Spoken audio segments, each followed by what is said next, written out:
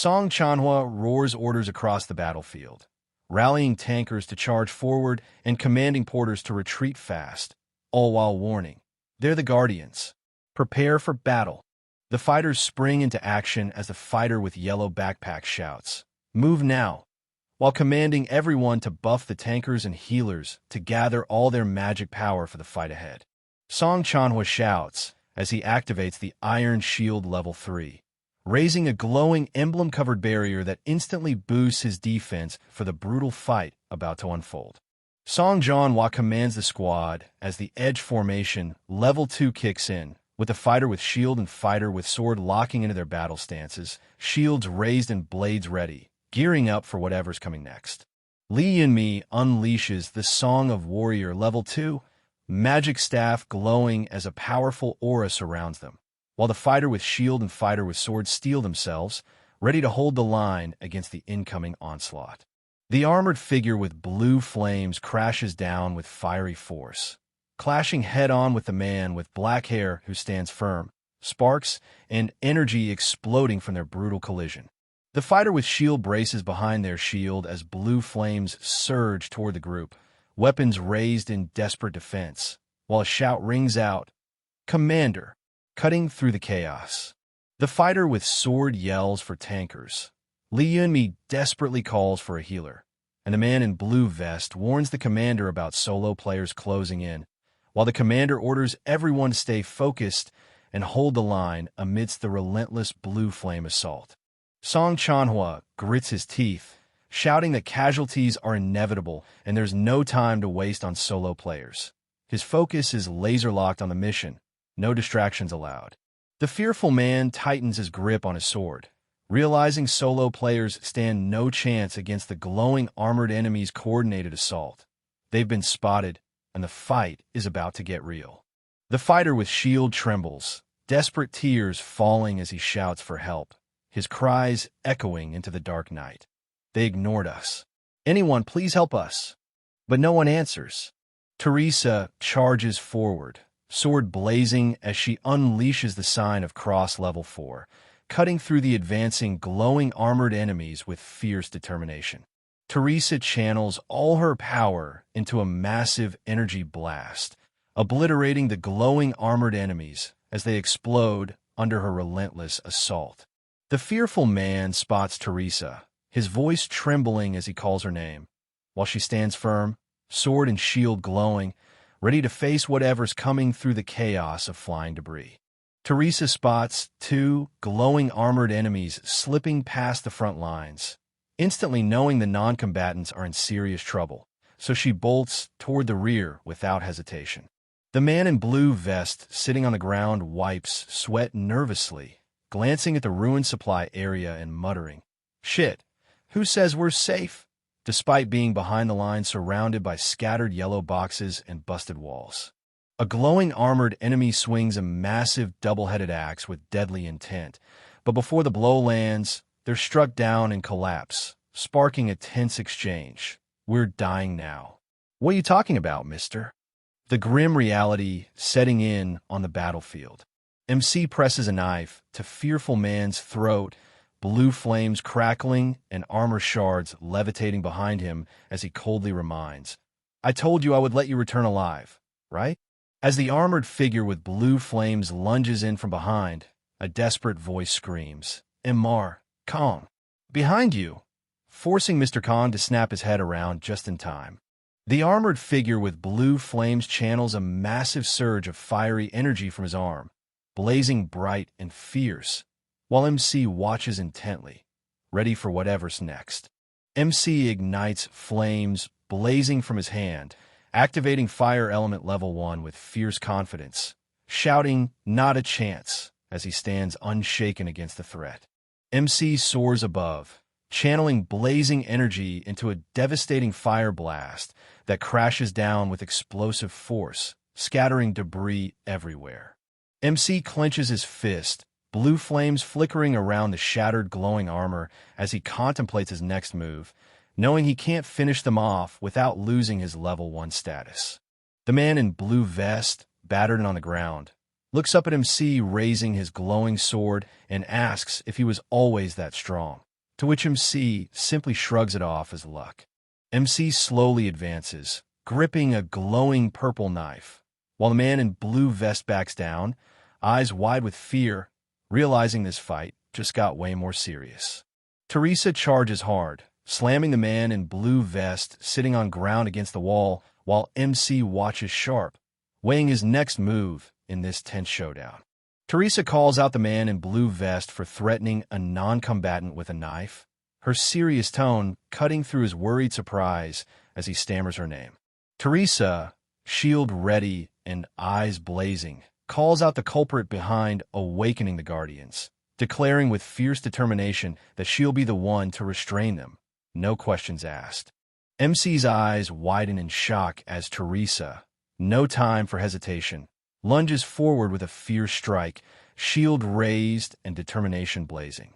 Teresa's voice cracks with urgency, shouting not to resist because she doesn't want to hurt them, but the other person's doubt cuts through, questioning if she's really sincere. Teresa lashes out fiercely, knocking MC backward as he clutches that glowing purple object, shouting she wants to hear his self-justification because she thinks he's twisting the truth, but her anger blinds her from his real explanation. Teresa swings her weapon with fierce determination, but MC dodges smoothly and counters with a powerful strike, sending her crashing down as she's left stunned, realizing this brutal clash might be inevitable after all. An explosion rocks the battlefield, debris flying everywhere as Teresa slowly stirs, blinking through the dust and declaring, "I'm not the one who awakened the guardians." An explosion rocks the battlefield, debris flying everywhere as Teresa slowly stirs, blinking through the dust and declaring, "I'm not the one who awakened the guardians." The man in blue vest frantically shouts to Teresa and Mr. Kong, desperate to stop their fight, while Teresa lies on the ground, stunned and confused, a blade dangerously close by. Teresa bows deeply, overwhelmed with guilt, repeatedly apologizing, while the calm man in black admits his own suspicious actions before walking away through the cluttered, dim corridor. As Teresa and MC walk over the rocky ground, she presses him about his real name, Mr. Jin Hyuk, demanding to know why he's hiding who he truly is, and he finally begins to reveal his secret. Jin Hyuk admits he's been playing a shadow game, using the Zion Guild as a cover to snag St. Peter's Pledge, just like Teresa's got her own secret moves, both hiding crucial plans from prying eyes. MC confidently claims he already knows every trick to conquer the ruin, sizing up his partner's skills while pointing out their goals perfectly aligned. This mission's about combining strengths to seize what they both want. MC casually asks Teresa if she wants him to tag along, dropping the choice in her lap as she weighs the offer with a serious look. Song Chanhua erupts, shouting in frustration about the reckless idea of independent action, demanding clarity while Lee Yunmi grips her glowing staff. The tension in the room thick as everyone processes the high-stakes gamble ahead. Teresa steps up with fierce confidence, breaking down the battle plan and command rules, reminding everyone the ruin map's solid up to 20 kilometers and that the strategy's locked in. So no surprises, even if someone goes rogue without her. The man in blue vest stammers nervously, sweat dripping as he struggles to speak, while Teresa's serious gaze pins him down, making it clear she's not buying any excuses. The man in blue vest stammers nervously, sweat dripping as he struggles to speak, while Teresa's serious gaze pins him down, making it clear she's not buying any excuses. The fighter with sword asks if they can bring someone to help as a porter, and Teresa agrees, but stresses the importance of returning on time, while the fighter rubs their head, wincing in slight pain. The fighter with sword asks if they can bring someone to help as a porter, and Teresa agrees, but stresses the importance of returning on time, while the fighter rubs their head, wincing in slight pain. MC coolly steps up, raises his hand, and drops the bomb. He's the one going with her. No hesitation, no second-guessing, just pure confidence owning the moment. MC coolly steps up, raises his hand, and drops the bomb. He's the one going with her. No hesitation, no second-guessing, just pure confidence owning the moment. MC turns away, radiating silent intensity as the others nervously ask if he's ever felt that scorching heat from someone, because things just got way too real, and no one knows where this is headed. MC clenches his fist, hand on his chest, shouting that now's the time to burn for love, ready to risk death despite his doubts because his passion outweighs his skills. Suddenly, three men freeze in shock as electric sparks crackle around them, the air thick with tension and an unspoken warning. Teresa and MC stride away from the crowd, MC grumbling about the last romanticist of this era, while Teresa smirks, calling it youth, a bitter reminder of days long gone. MC drags his hands through his pockets, worn out and sighing about how tiring this all is, while Teresa walks beside him, eyes sharp and curious, silently waiting for him to spill what's really on his mind amid the crumbling stone ruins. Enemies and the large dark elf with red eyes suddenly spot something above, their glowing eyes sharp with alarm. As Teresa urgently calls out to MC from the balcony, tension skyrocketing inside the damaged fortress. The unknown figures huddle around the glowing red sarcophagus, one finger stabbing at it as they argue over Peter's oath hidden right in the middle, while another insists they've already checked every inch. Teresa tells MC they need to remove the grain covering the sarcophagus, and MC confirms he's already aware. Suddenly, red warning holograms flash. The Lord of the Corrupted Corridor is looking for you, and both Teresa and MC freeze, the danger closing in fast. MC stares at the glowing red message, realizing this indirect warning from the boss monster is a rare sign. He's never cared about a player before, but now, MC's caught in his sights. Teresa points out the new status update flashing on the screen, both of them piecing together that the boss monster's eerie stare isn't just a glitch. It's a direct message, and whatever it means, it's way more personal than they expected. Teresa wonders if the boss monster actually acknowledged them, then shakes it off with a firm no. Whatever's going on, it's not a simple recognition game. MC drops the bomb that the boss actually acknowledged him, while the female can't help but question where he's getting all that wild confidence from. Teresa hits MC with a question about how well he really knows this place, and MC admits he's familiar, but it's been a minute since he last checked in. Teresa pauses, eyes sharp, and asks straight up, "Then what should I do?" Looking for a clear plan to move forward. Inside the shadowy fortress, the large dark elf with red eyes and the enemies lock eyes, tension thick as they brace for the chaos about to unfold. Teresa crashes down from above, sword and shield ready, as a horde of skeleton warriors closes in, dust flying with the force of her landing. The enemy's dark elf with glowing red eyes snarls, raising clawed hands to unleash some deadly magic, while skeleton warriors brace for the fight ahead. Teresa triggers her level 5 battle song, the golden emblem glowing as every stat boost by +3 for the next 10 minutes, turning the tide before the fight even starts. MC plots a straightforward move. Teresa just needs to lure the undead monsters, drawing their focus so the team can strike where it counts. Teresa charges headfirst, sword and shield ready, slashing through the snarling wolf-like monsters as they reel back, caught off guard by her fierce assault.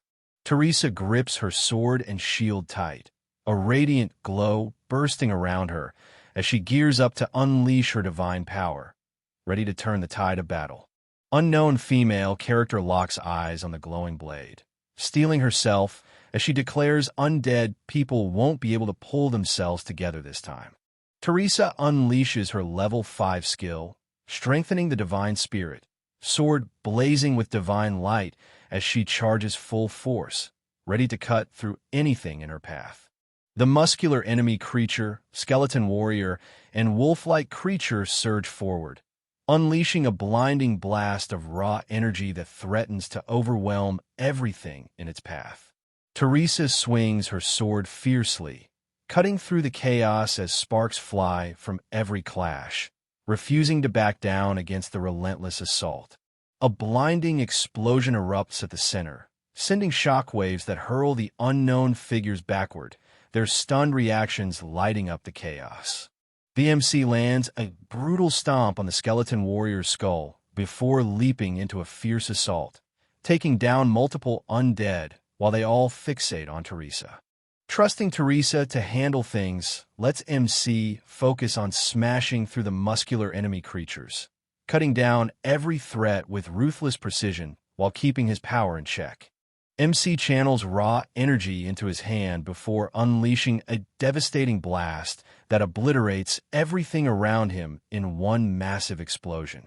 Just as the dust settles, the elite Lich emerges in the hidden ruins, summoning dark energy with its glowing red orb, declaring its chilling presence. The dead of the hidden ruins, the elite Lich has appeared. Flames roar and debris fly as MC bursts through the smoke, locking eyes with the elite Lich and calling out, "You showed up at last." Flames roar and debris fly as MC bursts through the smoke, locking eyes with the elite Lich and calling out, "You showed up at last." MC pauses, realizing the sudden appearance of Dullahan's wasn't there before, wondering if bringing Teresa somehow shifted the whole scene. MC ducks, just in time, countering the skeleton warrior's blue-flamed strike and sending him reeling, already thinking he's got to watch out for unpredictable moves like this next time.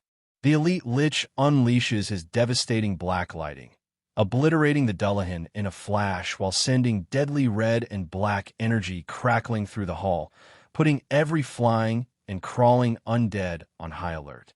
The elite Lich raises his dark staff, unleashing a violent burst of shadow magic that hurls the MC backward, sending debris and rubble flying through the dungeon in a chaotic storm of destruction. The dark red energy pulses violently from the device, slamming into MC and forcing him to stagger back, caught off guard by the sudden brutal assault.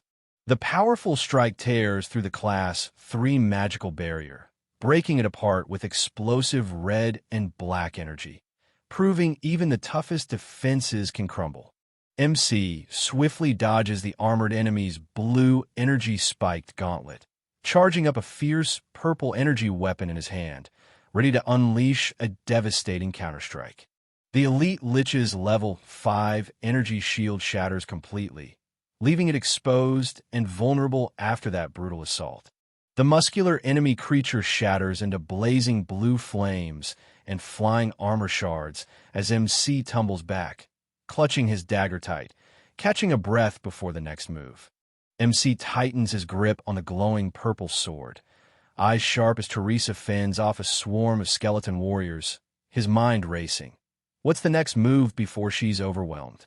The elite Lich steps forward, eyes glowing red beneath the hood, snarling that the skeleton ripoff is the last one left as a deadly beam of energy crackles to life, ready to strike. MC freezes in shock as a voice yells, "I finally found you," just before a boot stomps down hard, shattering a skull beneath it. The unknown male character grips his sword tight, calmly declaring he's the only one who can read the monster's moves and was certain the target would show up right here. Unknown man steps up, dagger glowing ominously as he points it forward and drops a cold, "Long time no see," setting the stage for a showdown. MC narrows his eyes, demanding, "Who are you?" But MC just smirks, dagger still glowing, replying, "You should remember me." Enemy's eyes blaze with anger as they snap. "You don't recognize me?" Challenging the silence with a fierce intensity. Yusung stands firm on the shattered platform, sword ready, demanding recognition from the figure below, near the glowing purple object as tension crackles in the air. MC unleashes the Eye of Truth, shattering the advantage of level gaps as stat effects instantly nullify any difference, leveling the playing field with raw power. Yusung reveals his true identity through the status window, confirming the name and gender of the challenger as the dark-haired man gripping his sword with unwavering resolve. The black iron sword engraved with Qianlong glows faintly, revealing itself as the long-lost artifact stolen from the National Museum of Korea. He grips the glowing sword tightly, eyes narrowing as realization hits. If he has that, everything hidden until now could be exposed. Back when the Tower of Trials was just a virtual game, the black-haired warrior with mustache and armor lost once. but that loss planted a seed that neither of them could ignore. Yusung stands tall atop the fallen blue beast, swords piercing its body, locking eyes with the black-haired warrior with mustache and armor, who braces himself defiantly, ready to face whatever challenge comes next. The black-haired young man in black shirt points forward, declaring the black-haired warrior with mustache and armor's extreme warrior concept, while Yusung and the warrior cross their glowing sword behind him, tension crackling in the dark blue energy.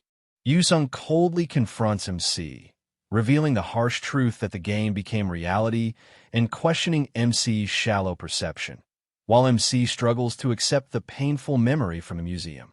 Yusung advances with deadly intent, dagger gleaming, declaring this battle will end differently as MC braces for the inevitable clash. Yusung's voice cuts through the haze, refusing to be pushed back any longer as he charges forward with unyielding resolve. Teresa ignores the warning, gripping her sword tight as she charges headfirst into the fray, determined to prove her strength no matter the cost. Teresa barrels forward, shield raised high, cutting through the chaos as the dark-haired man snarls, "The Saintess, you brought quite the annoying comrade." Yusung raises his glowing sword, shouting a fierce warning as he unleashes battlefield selection at level 5, determined to block any intruders from crossing his ground. An unknown figure crashes down through a violent explosion of energy shards, forcing MC to recoil in shock, raising a hand instinctively as debris scatters around the high-tech room.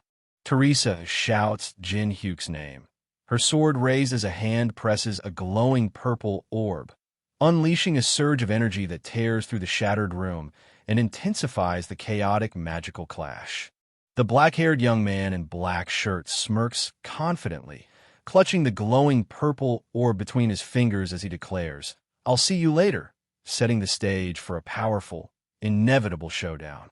Teresa grips her sword tightly, eyes fixed on the glowing altar as a blue beam of light descends, her voice cutting through the silence with a single name, Jin Hyuk. Yusung rises from his knees, sword glowing fiercely as he locks eyes with MC, declaring, "There won't be anyone to bother us anymore. I challenge you again." Chun Yusung unleashes his level 5 skill one-on-one, boosting all his stats by 10%, ready to dominate the duel with raw power. MC watches as Kong Jin Hyuk's stats drop by 10%, turning the tide as power shifts sharply in this high-stakes duel.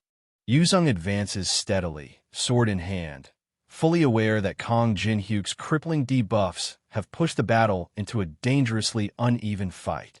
The system detects Yusung's dire disadvantage and triggers the special condition of the skill fusion, signaling a game-changing move is underway.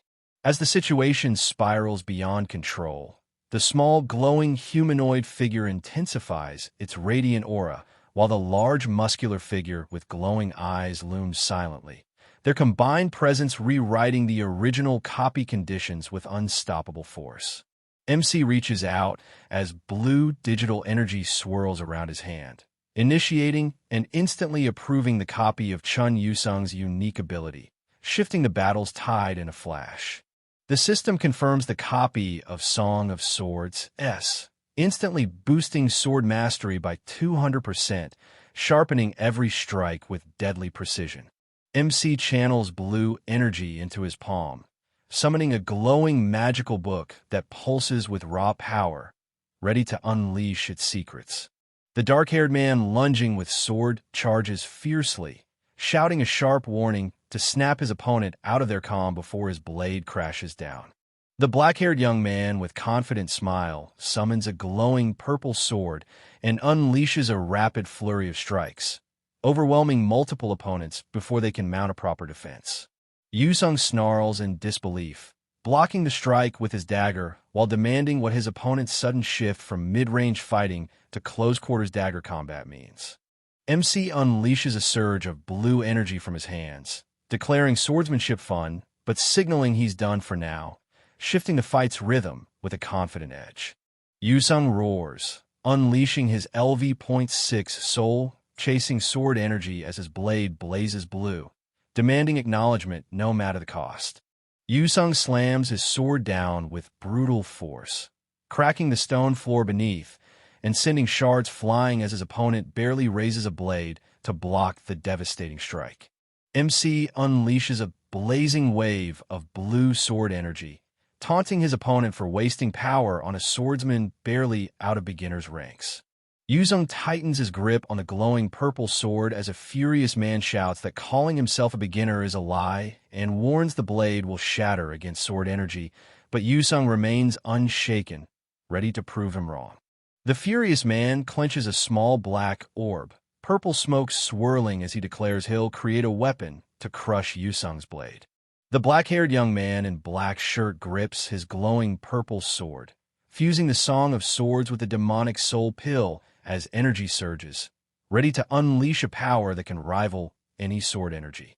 Pain flashes across his face as the black-haired man forces the fusion, over rank, merging Song of Swords with the demonic soul pill, igniting a devastating new power sealed within the hexagonal emblem of intertwined dragons. MC clenches the dagger as blinding energy erupts, sealing the grave of swords SS ability into his soul, ready to unleash a storm of blades unlike anything seen before. The Grave of Swords skill amplifies sword mastery by 500%, syncing body and senses to execute the perfect sword path instinctively, pushing combat to an unstoppable level. MC unleashes Grave of Swords, instantly sharpening his instincts and sword mastery, then triggers Night of the Black Moon, enveloping himself in a dark, pulsating aura that radiates lethal energy and unbreakable defense. MC clenches a glowing purple dagger as crimson and black magic surges uncontrollably through his arm, realizing even a fraction of his power overwhelms him and vowing to ramp it up immediately. MC's dark purple energy flares as he realizes this battlefield amplifies his power, and his opponent's restraint only fuels his determination to dominate without even using their full strength. The black-haired young man with confident smile grits his teeth, sweat dripping as frustration boils over. Everything should be his victory, so why does defeat slip through his grasp? The black-haired warrior with mustache and armor collapses, weapons piercing his back as a shadowy figure looms. Then the scene snaps to him outside the game, cold and silent, slipping on a VR headset like a soldier preparing for battle again. Yusung clenches two glowing objects, his face twisted in frustration as he vows he gave everything to defeat his unseen enemy amid a wall of tangled clues. The man's eyes blaze with fury as he shouts, fists clenched tight, desperate to break through the invisible barrier holding him back. The black-haired young man with confident smile roars his refusal, unleashing a violent surge of blue energy that tears through the bright space, refusing to back down. MC grips his glowing sword tightly, surging forward with a fierce, focused strike that slices through the swirling energy around him without hesitation. The black-haired young man with confident smile slashes upward, shattering every sword energy as the other dark-clothed man screams in furious disbelief. Yusung admits he faced someone faster and stronger until exhaustion, as MC silently appears behind him, eyes glowing with ominous intent.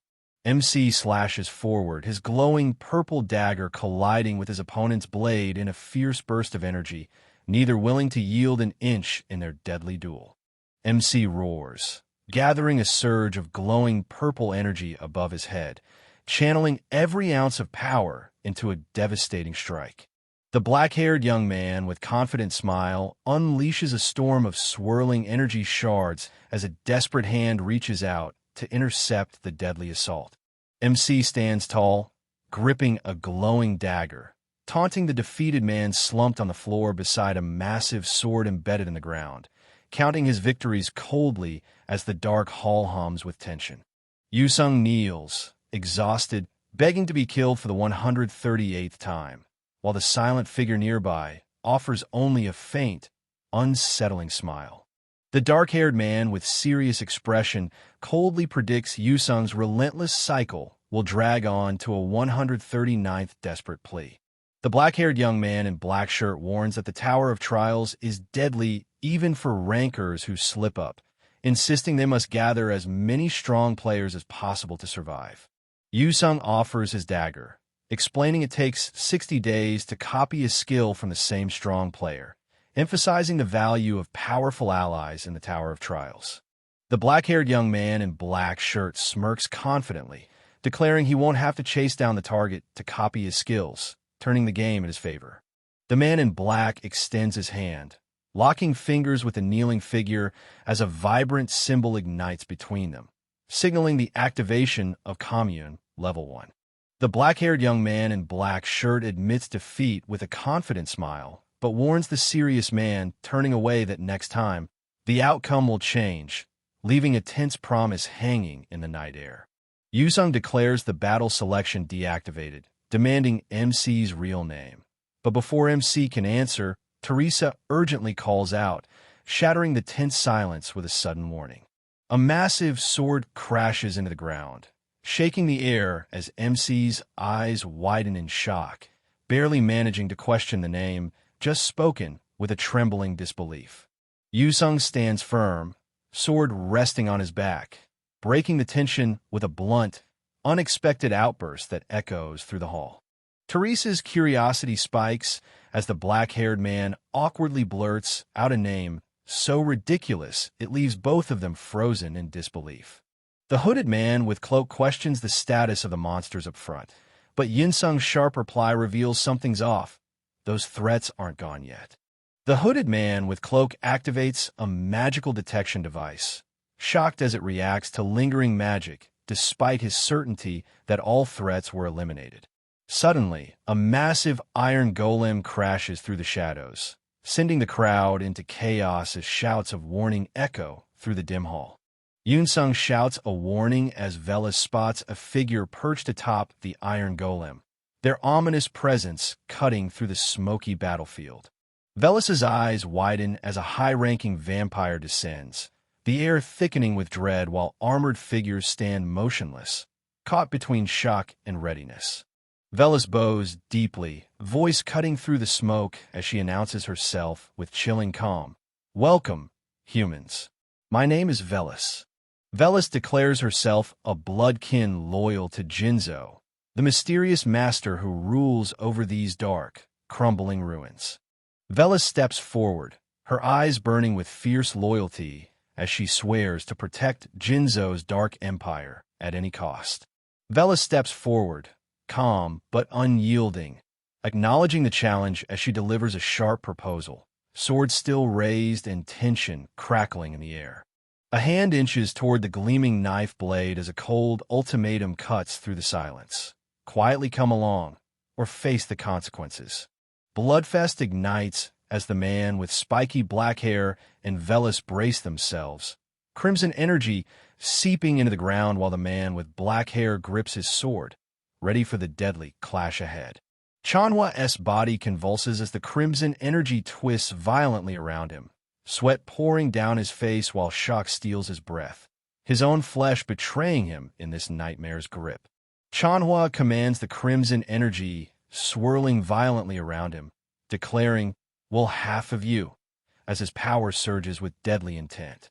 Velas steps forward, eyes cold, weaving the crimson energy into deadly orbs as she taunts, "Become my appetizer," while the others are dragged along, ready to feast on her foes without mercy.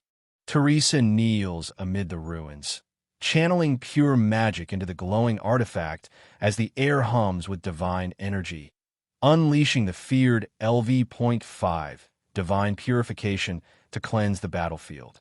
The frozen tear, a blue crystal swirling with arcane energy, pulses intensely as its SS-level magic power surges, ready to be absorbed and amplify Teresa's spellcasting might. Jinhyuk calmly absorbs the frozen tear's rare, potent energy alongside the Demon's Soul Stone, impressed by his unexpected success in obtaining such a coveted power source. Jinhyuk calmly absorbs the frozen tear's rare, potent energy alongside the Demon's Soul Stone, impressed by his unexpected success in obtaining such a coveted power source. Jin-hyuk's eyes narrow as a glowing message materializes, revealing an invitation from the master of the Cloister of the Fallen to enter the innermost room if he wants to rescue the assault team. Teresa's voice trembles as she realizes the assault team wasn't just captured. They've become hostages, raising the stakes far beyond what anyone expected. Teresa ignites her magic, resolute to act without hesitation even if it saves only one life, while the man with black hair watches, tension thick between them. Teresa grips her sword tighter, eyes locked on the winged figure above, wrestling with doubt. Can she really defeat Jinzo, or is she destined to become nothing more than a pawn in the enemy's game? Teresa doubts her solo strength against Jinzo, wondering if the assault team's backup would have changed the deadly outcome she now faces alone. Haunted by doubt, Teresa questions if her choice to stand alone as a paladin, driven to protect others, was a fatal mistake. The man with dark hair and coat declares his detachment from the team and departs, leaving Teresa standing firm as Jin-hyuk kneels calmly amidst the ruins. The man with dark hair and coat offers a sharp piece of advice to Teresa, urging her to trust his counsel when decisions become too heavy to bear. The man with black hair lashes out, calling his rival dishonorable and selfish, admitting that this is exactly why he refuses to back down and keeps challenging him, while the man with dark hair and coat remains silent, his back turned in quiet resolve. The man with dark hair and coat declares one thing for certain, while Teresa listens intently amidst the floating debris, tension thick in the dim light. Jin-hyuk's voice cuts through the silence, declaring with unwavering confidence that only that punk holds the power to defeat Jinzo in this world. The man with dark hair and coat turns away, clutching a small object, while Teresa, now smiling, acknowledges his words with a sharp, "Thanks for the advice." Teresa grabs Jin-hyuk's arm firmly, her voice steady as she declares she wants to commission him for a party contract. Jin-hyuk warns his fee won't be cheap, but Teresa counters with a pile of coins, insisting he help her take down Jinzo no matter the cost. Jin-hyuk and Teresa seal their uneasy alliance with a fist bump, steeling themselves to face Jinzo head-on despite the looming danger. Jin-hyuk and Teresa face the ancient door pulsing with overwhelming purple magic, the sheer power warning them that what lies beyond is far from ordinary. The man with black hair urges calm, reminding that the opponent's strength was known, while Teresa hesitates, caught between fear and resolve. Jin-hyuk insists that strength alone doesn't guarantee victory and reveals he does have a plan, pressing Teresa for her trust as the night deepens. Jin-hyuk clasps his hands tightly, the glowing light casting shadows as he demands Teresa's absolute trust, warning her that whatever unfolds inside depends entirely on their unbreakable bond. The man with black hair strides forward into the throne room, flanked by a silent ally, as dozens of eyes from the balcony fixate on their every move beneath the grand chandeliers and blood-red banners. Velis smirks knowingly, the flicker of embers casting shadows across his sharp features, while the hooded figure behind him remains silent, tension thick in the smoky air. Teresa strides forward with fierce resolve, her sword gleaming as she answers the challenge in the dimly lit corridor. The silver-haired woman lounges effortlessly on a throne crowned with skulls, her cold gaze daring anyone to challenge her dark reign. Velis admits exhaustion from waiting, pressing Jin-hyuk for the truth about the people's safety as tension crackles between them like the glowing embers around.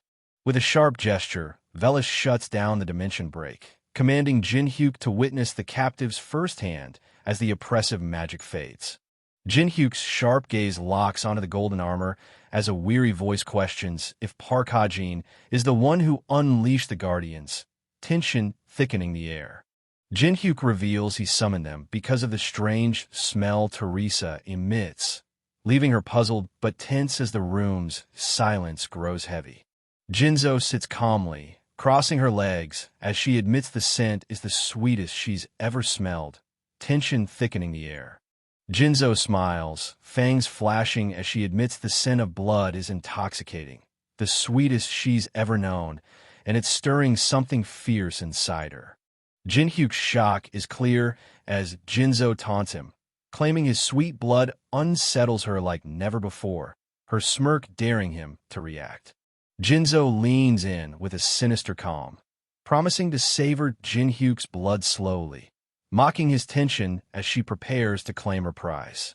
Jinhyuk snaps back, refusing to be tethered like a trapped meal, his voice sharp with defiance as he rejects a life dictated by others' control. Jinhyuk shatters the wall with brutal force, his cold glare cutting through the tension as he snarls, "No one asked for your opinion," shutting down any challenge with ruthless finality. Jinzo commands the dark magic with icy authority, his voice slicing through the chaos as he declares, "You have no say in the matter," sealing fate with a red aura of unstoppable power. Jinhyuk's intense gaze pierces the chaos as the cracked wall crumbles behind him, signaling the storm about to break. Jinzo's voice cuts through the darkness as she summons a red orb of raw power, declaring there's no escape from her will. Jinhyuk strides toward the throne, his expression unreadable as the blonde woman's urgent concern fades into silence with his calm, steady reply. Teresa challenges Jinhyuk's fierceness but promises a sweeter reward than blood, while Jinhyuk remains kneeling, his expression heavy with unspoken resolve. Jinzo scoffs, settling in her chair as she declares that promises sweeter than blood are nothing but futile deception. Jinhyuk leans forward, his voice dripping with menace as he challenges, "Are you sure about that? Even if my offer to you..." Jinzo's red eyes blaze as she questions the very meaning of freedom, her voice cutting through the dark sky, charged with swirling magical energy. The angry man shouting storms forward, his fist crackling with red energy as he bellows a brutal threat, ready to tear his target apart. Jinzo's voice cuts through the chaos, demanding the hooded figure with flaming sword take responsibility for their words as tension ignites between them. Jinhyuk kneels, voice steady despite the weight of regret, declaring he wouldn't have come if he couldn't face the consequences. Jinzo demands Jinhyuk own his choices, but Jinhyuk grips his glowing knife, voice fierce as he claims his name and the weight it carries. Jinhyuk channels the glowing purple energy to his face, declaring himself the fierce representative of the demonic humans within the tower, ready to prove his resolve. The glowing crack spreads across his face as he touches it, his voice resolute, promising to break the chains and free those trapped within this dark prison. The hooded figure summons a surge of demonic energy, declaring that those who have forsaken humanity are destined to embrace this dark power. Two demonic humans wielding a massive crescent weapon and a glowing red sword block the player's path, sometimes allying with labyrinth monsters to guard the Dark Tower's ascent. Two demonic humans wielding a massive crescent weapon and a glowing red sword block the player's path, sometimes allying with labyrinth monsters to guard the Dark Tower's ascent. A cold voice reveals contact with the temple on the 27th floor, warning that their presence here won't go unnoticed. The ancient ruin is sealed by a pulsating magical barrier, its red symbols casting an ominous glow. Fooling this defense is the only way inside. Teresa's eyes narrow in concern as Jinhyuk stands firm, his hand hidden behind his back, the glowing knife hinting at a sudden, dangerous transformation no one saw coming. The hooded figure with crescent weapon and two others exchange tense glances, beads of sweat betraying their fear as they question the true power of the temple that has them this rattled. The hooded figure with crescent weapon and two others exchange tense glances, beads of sweat betraying their fear as they question the true power of the temple that has them this rattled. Standing in the glowing red liquid among skulls, the voice cuts through the darkness, dismissing demonic claims and smooth talkers alike, challenging anyone to solve what has long been unsolvable. Standing in the glowing red liquid among skulls, The voice cuts through the darkness, dismissing demonic claims and smooth talkers alike, challenging anyone to solve what has long been unsolvable. Jinzo's eyes gleam with dark fascination as she taunts. You have such sweet-smelling blood. It's truly unfortunate, hinting at a deadly fate sealed by her merciless intent. Jinzo descends through the blood-red sky, unleashing a deadly storm of glowing weapons as she snarls, Die. Jinhyuk twists through the hail of glowing blades. Every narrow dodge a heartbeat closer to deadly impact as the air crackles with lethal intent. Teresa charges with her shield raised, smashing into the dark figure who staggers back. The clash sending shockwaves through the battlefield. A blinding cross erupts as the sacred reinforcement activates, flooding the fighter with a surge of overwhelming power. The hooded figure with crescent weapon braces as the glowing cross pulses, commanding Jinhyuk to stay behind while preparing to face the oncoming storm head-on. The blonde woman channels every ounce of divine power, gritting her teeth as she vows to hold the line against the relentless assault. Teresa summons the LV.5 Sacred Shield just in time, unleashing a blinding burst of magic that shatters the falling chains and halts the enemy's advance. Jinzo's mocking laughter cuts through the chaos, taunting her opponent for wasting such fierce effort on so little. Jinzo snarls with venomous hatred, rejecting divine power as something repulsive and vile, her fury burning brighter than ever. Jinzo unleashes a devastating blood explosion from the stairs, shattering the hall with flying debris and a fierce declaration to send everyone flying at once. The armored blonde steels herself, calculating how long she can hold the line while placing her faith in Jinhyuk's backup to turn the tide. Teresa's defense shatters as a glowing purple knife plunges into her side, blood staining her armor while shock freezes her stance amid the chaos. Jinhyuk cradles Teresa as she coughs blood, the glowing knife still buried deep, his expression hardening with grim resolve amid the dark, blood-stained chaos. Jinzo's eyes flare with fury as she summons a surge of crimson energy, her arm rising to unleash a devastating spell in the blood-soaked darkness. The standing figure presses the glowing knife forward, blood pooling beneath the fallen one as a tense challenge cuts through the silence. If I prove that it's not just a bluff, will you trust me then? Jinzo mocks Jinhyuk's betrayal, standing tall on the throne as Jinhyuk, knife still glowing, challenges her to prove his loyalty with actions, not words.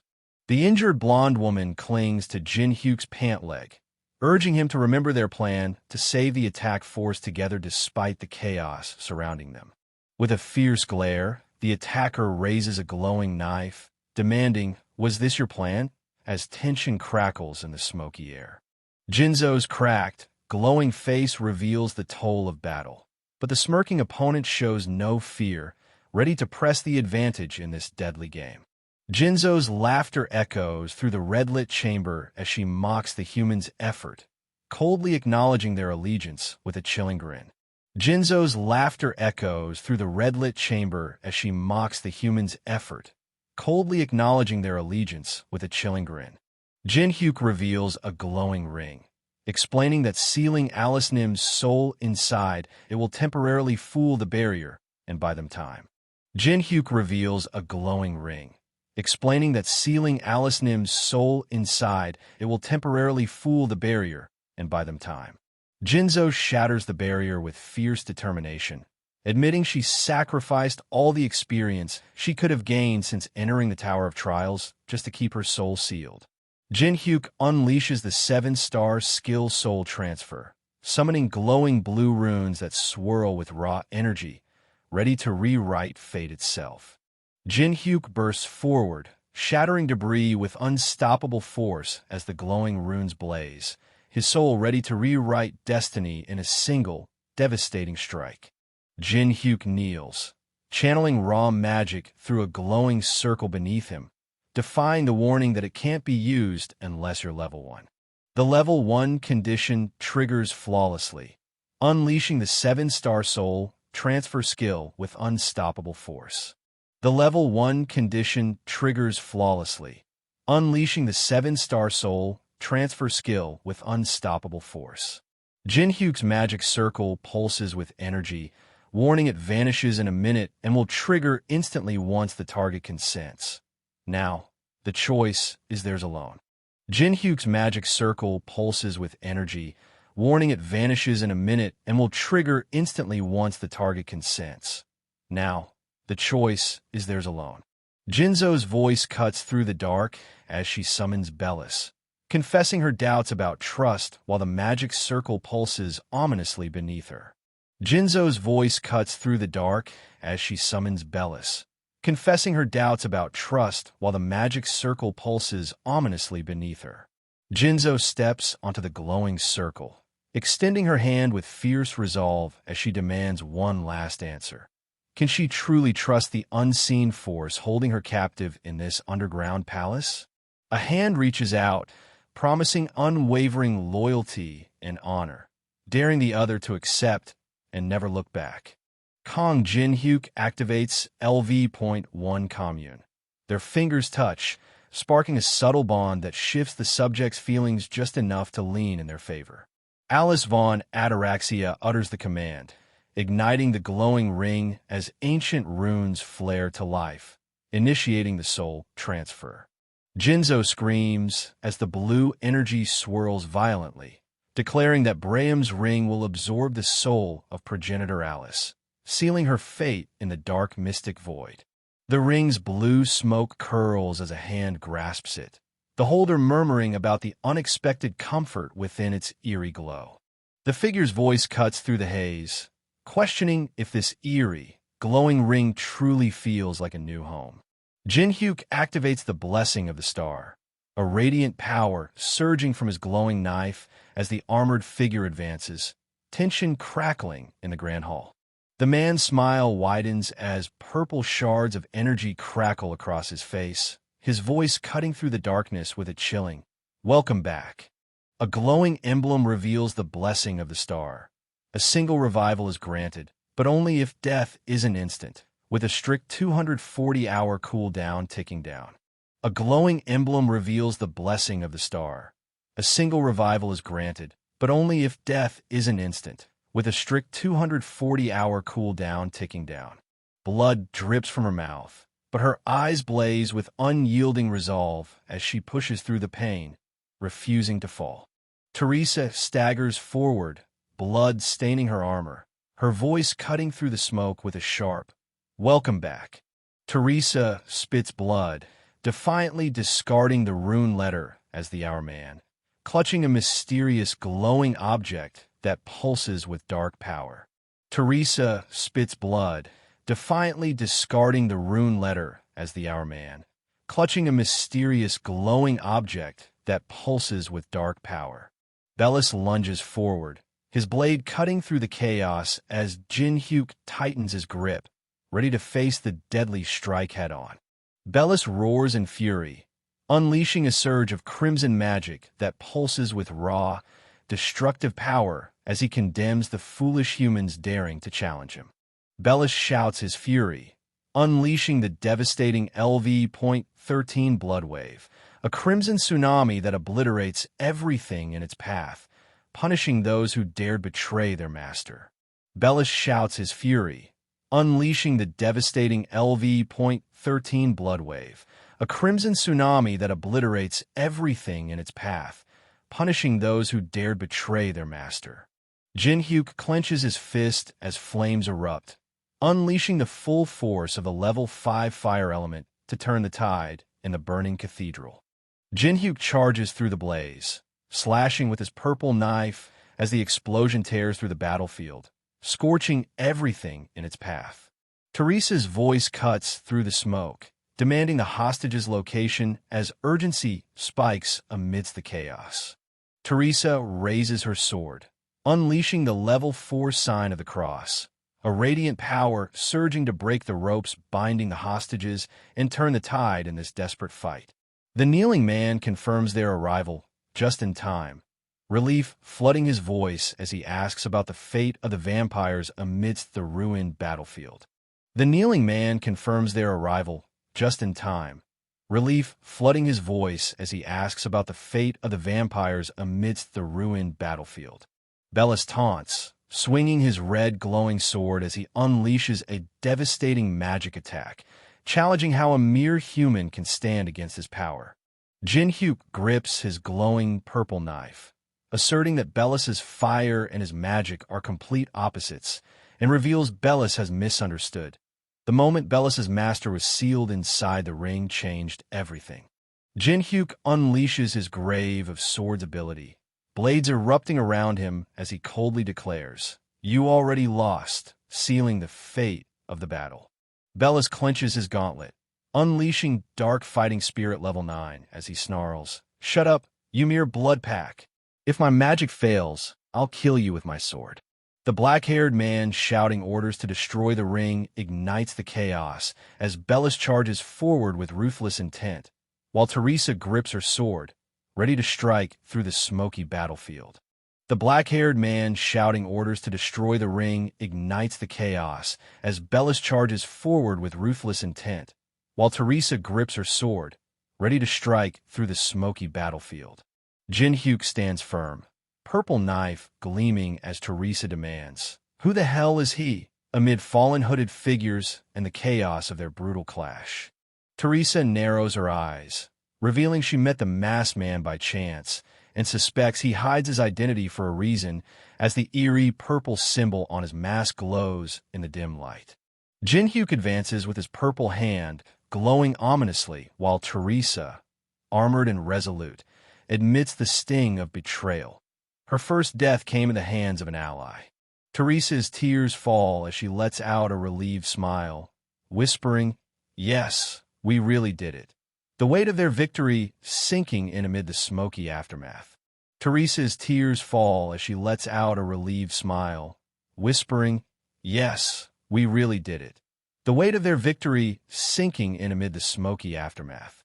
They fulfill the conditions, successfully copying the unique ability Blessing of the Star and instantly saving it, unlocking new power in an instant.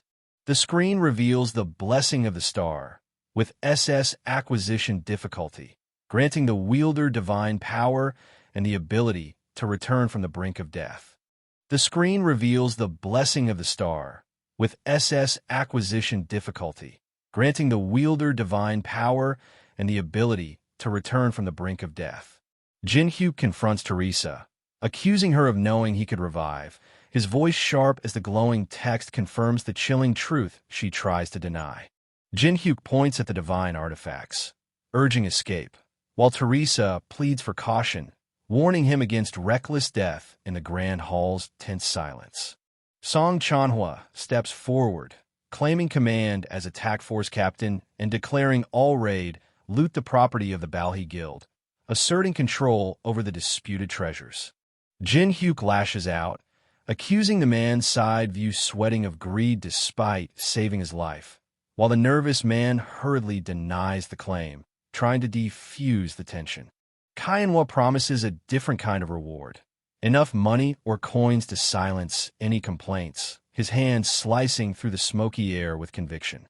Jin-hyuk mocks the armored man's failed attack, declaring him beyond saving, while Teresa watches, confused, as Jin-hyuk challenges the man to take what he wants if he's desperate enough.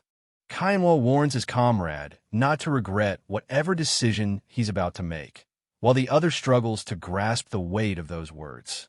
The fragment of Merlin's staff glows faintly, its ancient power humming quietly as it promises untold strength and secrets yet to be unleashed. Clutching the glowing artifact, the armored man grins with desperate hope, convinced that seizing the divine relics of the ruin will redeem their fallen forces despite the hostages taken. Pain shoots through his arm as the red symbol burns to life, twisting his face in shock and confusion. Whatever this mark is, it's far from a blessing. Pain shoots through his arm as the red symbol burns to life, twisting his face in shock and confusion. Whatever this mark is, it's far from a blessing. Jin-hyuk summons a glowing golden ring, revealing it's a divine artifact obtainable only by killing Alice. But she's trapped alive inside his ring. As dusk settles, the armored man reels in shock, caught off guard by the sudden twist unfolding before him. Teresa gasps in shock, clutching her mouth as a dark-haired man grabs her shoulder, both stunned by the chaos erupting around them. At the Tower of Trial's entrance, three figures debate the truth behind a mysterious claim, questioning if the intel they've received is nothing but a dangerous lie. One lights a cigarette, insisting on patience, while another argues they must act on the information before it slips through their fingers. Jin-hyuk pushes back, citing the expert's warning that whatever they're chasing won't take less than 3 weeks to surface, forcing them to weigh urgency against cold, hard timelines. Yunsun warns that the ruined subjugation will end soon, expressing unease that the target wasn't part of the Balhi Guild, but insists his gut tells him this is far from over. As the cigarette sparks to life, a sharp notification cuts through the tension. The ruined Hall of the Depraved has been cleared. The glowing portal pulses as the Balhi Guild steps through, drawing gasps and flashes from onlookers eager to capture their arrival. The glowing portal pulses as the Balhi Guild steps through, drawing gasps and flashes from onlookers eager to capture their arrival. The figure steps forward, silencing the crowd with a calm declaration that the true victor was the team's unexpected wildcard, whose relentless strategy turned the tide when all seemed lost. The crowd erupts in shock and confusion, cameras flashing as whispers of chaos ripple through the packed room, everyone desperate to understand the sudden upheaval that just unfolded. Teresa steps forward, her presence commanding as the crowd realizes she, not Song Chanhua, cleared the ruin, sparking a surge of whispers questioning the Zion Guild's role in the feat. Jin-hyuk steps forward, voice cutting through the murmurs, as he declares that Teresa alone cleared the ruin, silencing doubts and shifting all eyes onto her undeniable strength. Jin-hyuk stands firm, voice low and steady as he admits they were mere spectators to the mastermind's flawless stage performance, powerless beneath his control. Jin-hyuk stands firm, voice low and steady as he admits they were mere spectators to the mastermind's flawless stage performance, powerless beneath his control. Morning breaks over the city as water pours steadily into a cup, while a news headline flashes the burning question: who is the masked player? Jin-hyuk scrolls through the news on his phone, casually munching a stick snack and holding his cup noodles, unfazed as the headlines pile on meaningless details. Jin-hyuk lifts the steaming noodles with chopsticks, acknowledging the unexpected intensity of the reaction while bracing against the heat. Jin-hyuk recalls Teresa's promise to keep his identity secret, easing his mind as he continues eating without a trace of worry. With a confident snap, the instant noodle cup opens, chopsticks ready. With this, the problem is solved. Jin-hyuk smirks, clutching the pendant as he taunts. Shall I have a talk with the progenitor with a chip on her shoulder? Jinzu lashes out, furious and shouting, demanding respect and raging at being stuffed in a dark, smelly pocket all day, while Jin-hyuk holds the pendant calmly, unfazed by the outburst. Jinzu spins wildly, energy rings slicing through the air as dizziness takes over, desperate to stop whatever Jin-hyuk's calm grip on the glowing pendant is about to unleash. Jin-hyuk swings the pendant with a calm smirk, his voice cutting through the tension as he asks, "Well, do you feel better now?" Jinzu screams in fury, collapsing to the floor as he warns, "Would you feel better if you were me?" Listen carefully. Vampires never forget a grudge. Jin-hyuk narrows his eyes skeptically at the glowing pendant, ordering, "Really? Wait, you're not thinking of doing that again, are you? I order you to relax your expression." Jin-hyuk raises his fist, snarling he'll punish Jinzu, who screams in desperation, begging him to stop before she loses her lunch. Jin-hyuk unleashes a brutal strike with his massive energy weapon, shouting "Vampire Grudge Separator," as Jinzu recoils in shock and desperation. A trembling hand reaches desperately for the necklace with the ring, whispering broken pleas of "Hick, Hick, stop, I'm really going to die." A surge of magic pulses from the trembling hand into the ring, igniting it with a fierce glow as a commanding voice cuts through the silence. "Stop crying and come out." Jinzu descends sharply, wings unfurled and crackling with energy, eyes wide as the command pierces the smoky air, barely able to contain a shocked "huh." The sinister figure's voice cuts through the mist as dark energy coils around them, vowing to unleash 1,000-fold revenge and repay every ounce of humiliation endured. The sinister figure's voice cuts through the mist as dark energy coils around them, vowing to unleash 1,000-fold revenge and repay every ounce of humiliation endured. Jinzu's shocked yell cuts through the tension as she reveals she materialized a sealed fragment of herself, leaving the black-haired man reeling in disbelief. Jinzu's shocked yell cuts through the tension as she reveals she materialized a sealed fragment of herself, leaving the black-haired man reeling in disbelief.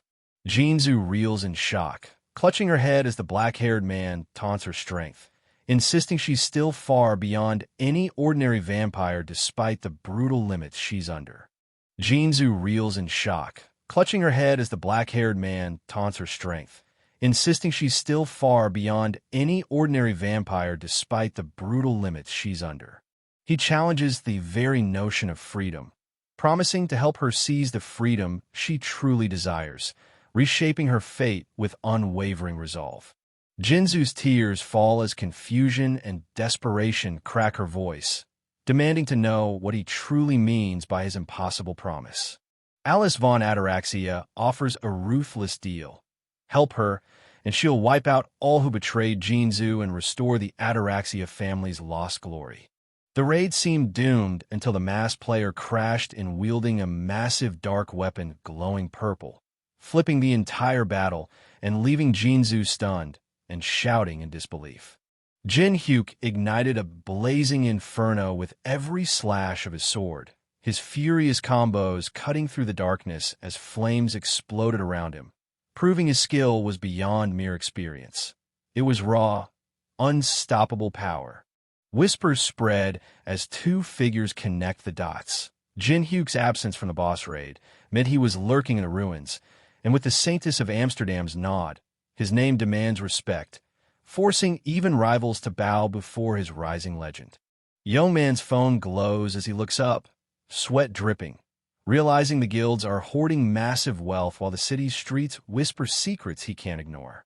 Young man's eyes lock onto the towering office building, the weight of truth crashing down as he mutters, and it looks like it's true.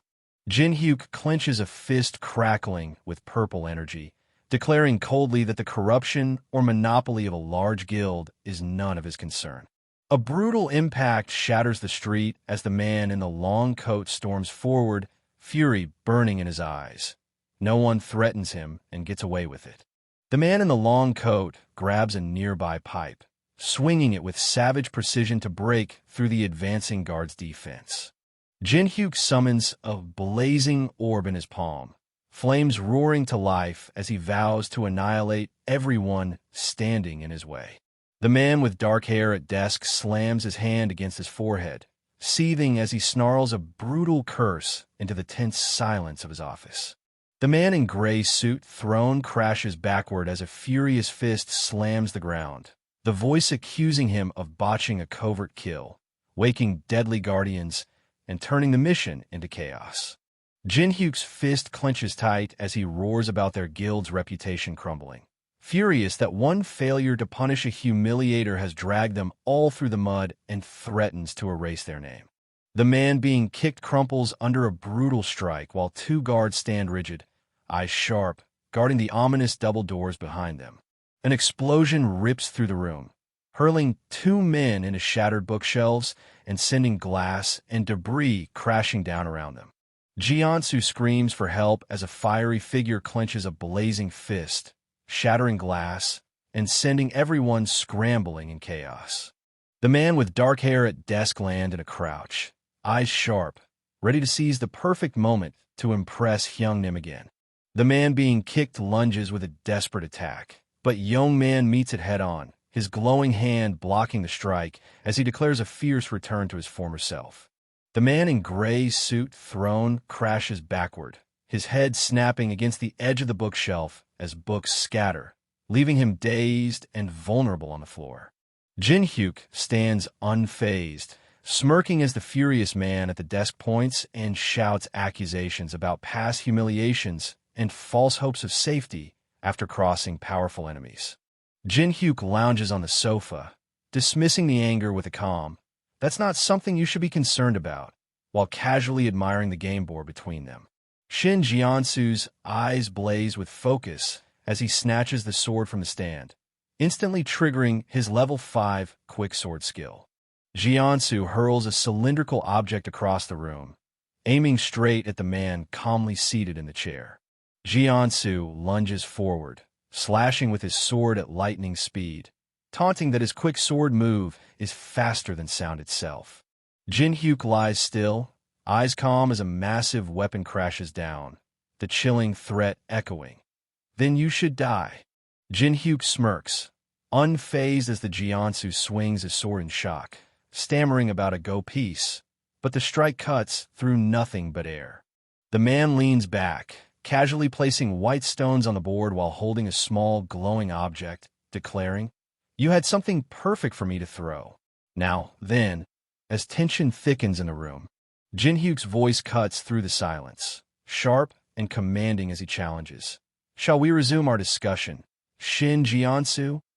Jiansu, knife clenched tight, lashes out with fierce rage, demanding if this is all about revenge for his deadly betrayal. Jiansu, knife clenched tight, lashes out with fierce rage, demanding if this is all about revenge for his deadly betrayal. Amidst the cracked floor and raging fire, multiple injured people lie scattered, casualties of the chaos, tearing the building apart just for revenge. Jin-hyuk's sharp, electrified object straight into the man with black hair, looking surprised forehead, making him cry out in shock as blood drips and a coin slips from his grasp. The man thrown to the ground crashes hard, but Jin-hyuk just smirks, slamming his glowing electric ring to life like he's about to shock everyone's bad attitude right out of the room. Hyeonsa begs Jin-hyuk to stop, desperate and worn out, but Jin-hyuk just fires back with a smug grin, asking if that means he should hold back, like he's even capable of going easy now.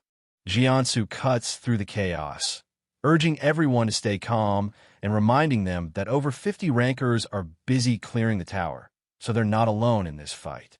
Jin-hyuk challenges the older guy with a cold "so," but the older man fires back hard, warning that killing him means everyone else will hunt the killer down without mercy. No escape, no second chances. The armored knights clash fiercely, spears dripping with blood, trapped in a brutal cycle where every strike demands revenge and forgiveness is a stranger. This war won't end until one side breaks the chain. The unknown hand casually scoops coins from a bowl, mocking how talk of blood and revenge disrupts their peace. Like those words don't haunt everyone else too. Jin-hyuk clenches his fist so tight metal rings slip through his fingers, declaring they should just end things cleanly, catching the other character completely off guard.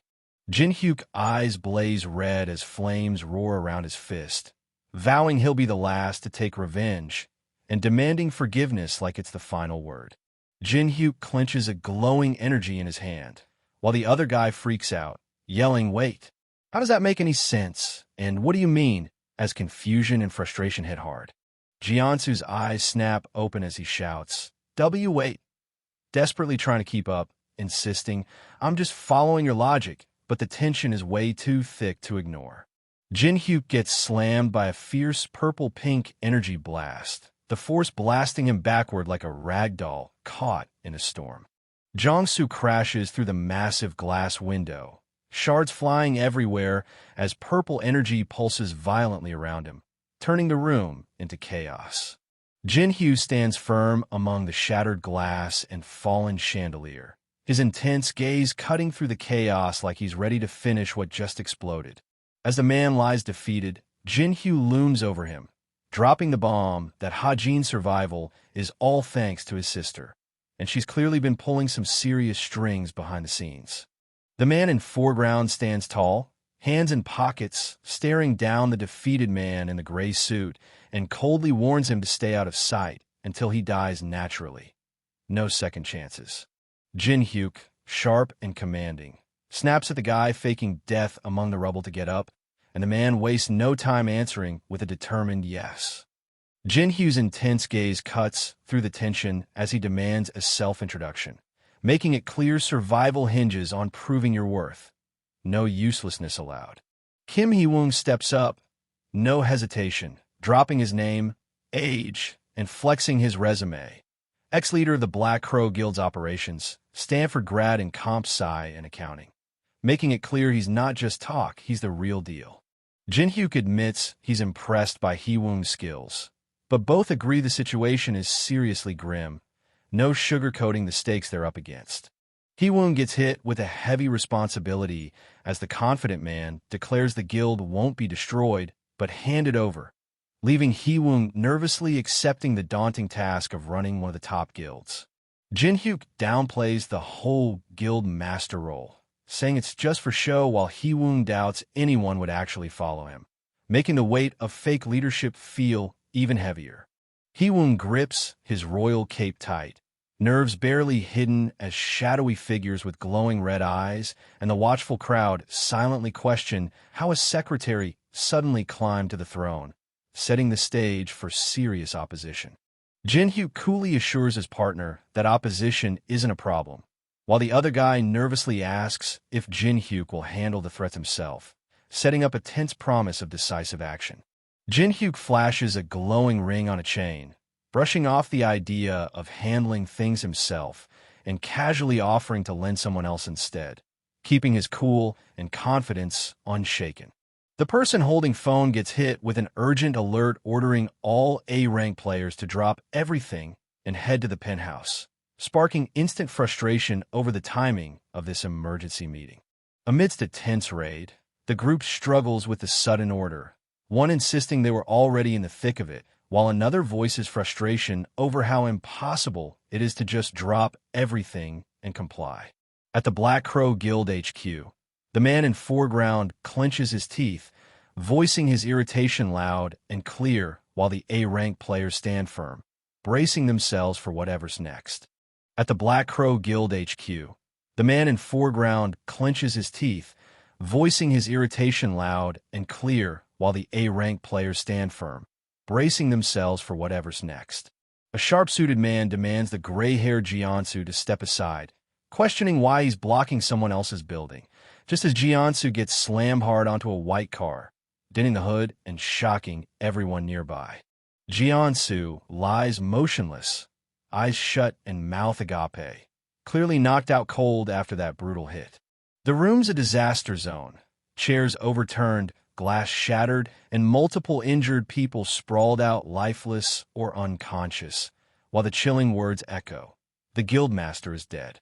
The room's a disaster zone, chairs overturned, glass shattered, and multiple injured people sprawled out lifeless or unconscious, while the chilling words echo, "The guildmaster is dead." Jin-hyuk sits cool and collected behind his desk, unfazed by the shattered window behind him, as the nameplate and files hint he's got control. Even as someone yells, "Kim Hee-woong," the man in foreground, frustration written all over his face, yells, holding up a glowing blue object like it's proof of some wild accusation, demanding, "Why are you sitting there?" The man in suit with wavy brown hair grabs the man with black hair and sunglasses by the collar, shouting for every single detail while the nervous guy stammers, clearly overwhelmed and sweating under the pressure. The person with reddish hair and the man with black hair and sunglasses watch a mysterious figure with long white hair outside as the man with black hair notes that new consignees have arrived, while the white-haired figure mutters something barely audible. The man with black hair grabs his colleague by the collar, frustrated as more new consignees stream into the office, making the whole situation even more of a headache. The man with black hair grabs his colleague by the collar, frustrated as more new consignees stream into the office, making the whole situation even more of a headache. Jin-hyuk stares in disbelief, struggling to wrap his head around the claim that a child is actually behind all this chaos. Jin-hyuk stares in disbelief, struggling to wrap his head around the claim that a child is actually behind all this chaos. Suddenly, an explosion rips through the building, sending fiery debris flying everywhere and shaking the cityscape to its core. Hee-woong and the others scramble, eyes wide as flames blaze behind them, one shouting about the explosion while another spots someone crashing hard nearby. Hee-woong clutches his head, frustration written all over his face as he mutters about Alice. He trusted her to handle the guild, but she went and stirred up a whole new mess. The person holding phone scrolls through a message about awakening test results, the city buzzing behind them as the Tower of Trials marks its 2-month anniversary. The world order's shifting hard, and people are hustling to keep up, with digital billboards flashing insane sales and mining guard recruitment, signaling this new era's rapid, ruthless pace. The news anchor breaks down how the mass player just solo cleared a ruin that even a massive attack squad failed to conquer, turning heads and shaking up expectations everywhere. Only 2 people know the mass player's real identity, and Mr. Kim, the porter leader, happily agreed to keep the secret under wraps. Teresa steps up, cool and confident, sealing the deal by promising to keep the mass player's secret just like Mr. Kim. Teresa steps up, cool and confident, sealing the deal by promising to keep the mass player's secret just like Mr. Kim. The towering Awakened Association building stands sharp against the bright blue sky, a silent fortress promising power and secrets high above the bustling city below. The man in the coat bows deeply, sealing the deal as others casually move around, the tension finally snapping. Everything's set, no turning back now. Jiansu steps into the light, streaming through the open door, declaring loud and clear. There are no more restraints binding him. The young man in hoodie, eyes blazing with resolve, declares it's finally his moment to take control and monopolize everything. Sunlight bounces off towering skyscrapers as the Awakened Association stakes its claim on the city. The Jin-hyuk with phone studies the mobile Awakened certificate, noting its surprisingly ordinary appearance while a voice calls out, "Jin-hyuk Appa." Jin-hyuk turns sharply toward the voice, his expression shifting as recognition and surprise flash across his face. The woman gestures as she explains the people claiming to know him, while he descends the stairs, processing the unexpected news. Jin-hyuk smiles slightly and declares, "I'll introduce them to you." Alice crosses her arms and glares, revealing she's a Northern European player and a progenitor stirring inevitable chaos. The man in sunglasses introduces Kim Hee-wong as the new manager of the Black Crow Guild, promising to handle dungeon scouting and support allies of Representative Khan. Tears stream down as the man finally feels recognized, calling this moment a reward compared to working under Shin Jiansu's harsh rule. Jin-hyuk declares he's the true master behind the Black Crow Guild, not the figurehead everyone thinks, daring others to ask him for favors whenever they need. They smile brightly, promising to get along even better from now on.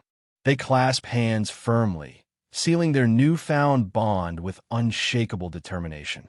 Jin-hyuk lashes out in anger, shouting that it's their fault for pushing him too far, though he claims he never meant to go that far.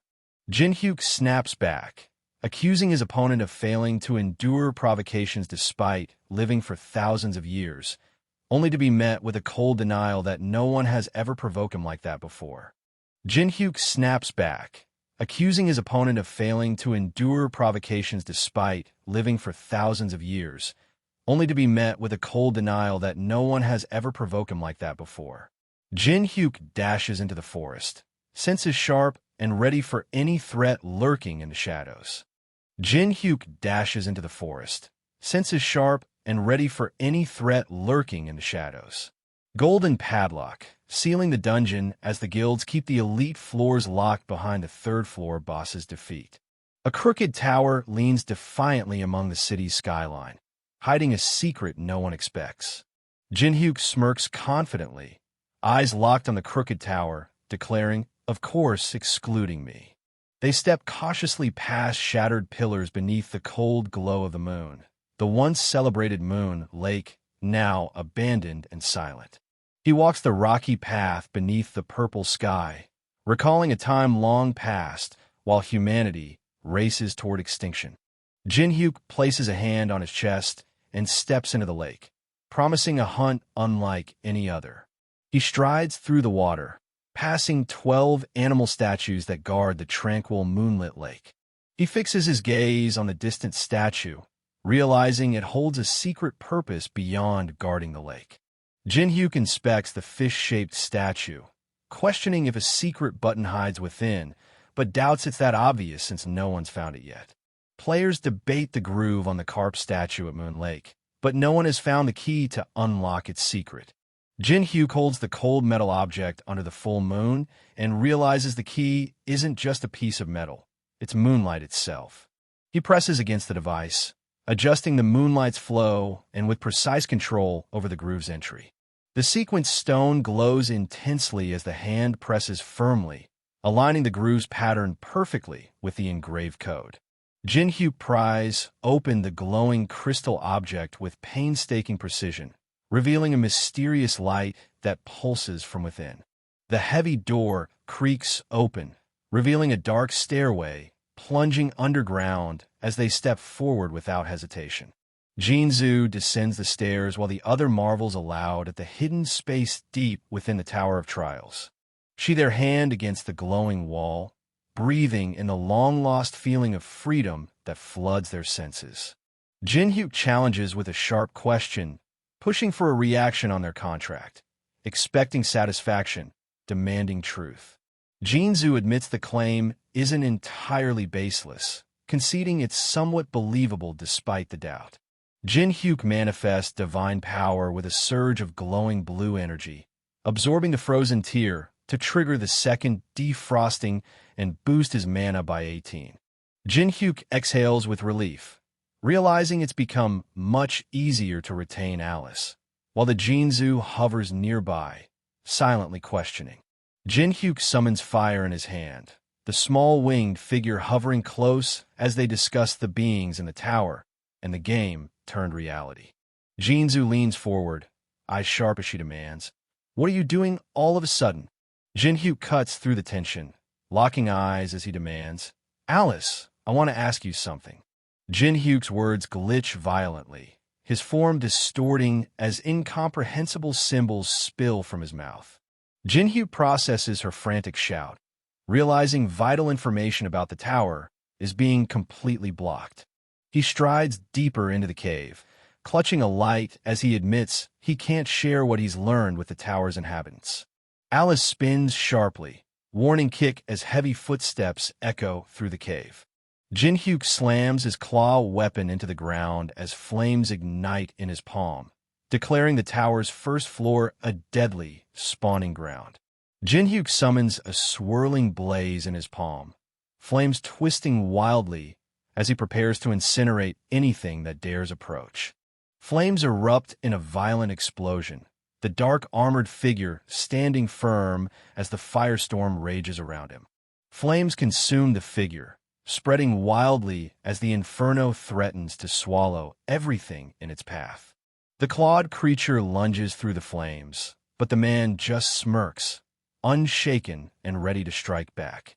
Monsters crawl endlessly from the abyss, surrounding the man as the fire blazes fiercely between them. A giant beetle scarab bursts into view, making Alice recoil in disgust and shout, "Ugh, disgusting." Jin-hyuk steps forward, sword glowing as he orders Alice to retreat while the giant beetles close in without hesitation. Jin-hyuk raises his hand, unleashing the blessing of the star as radiant light envelopes him, turning the tide against the encroaching beetles. The figure stands firm as a blinding beam of energy crashes down from above, threatening to obliterate everything in its path. Spiky-haired fighter slams into his opponent with a burst of raw power, shattering the monster's defenses by 30% in a brutal clash. Jin-hyuk orders Alice to unleash her power as she erupts in fury, spreading bat-like wings as she prepares to confront the disgusting insects.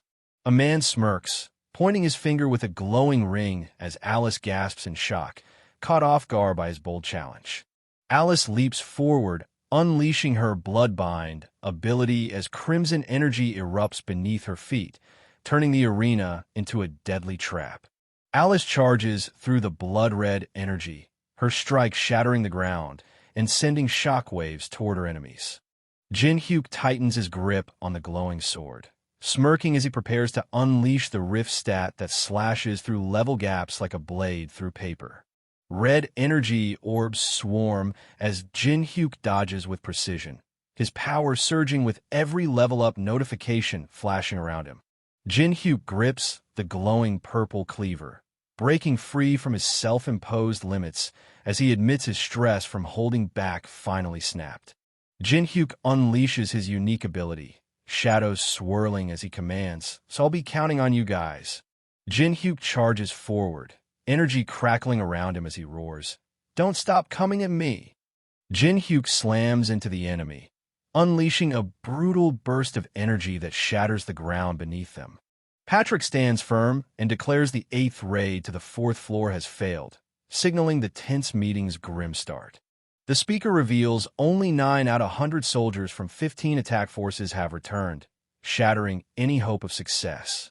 The figure cloaked in orange summons a blazing red aura as countless armored statues stand motionless, ready to unleash devastation.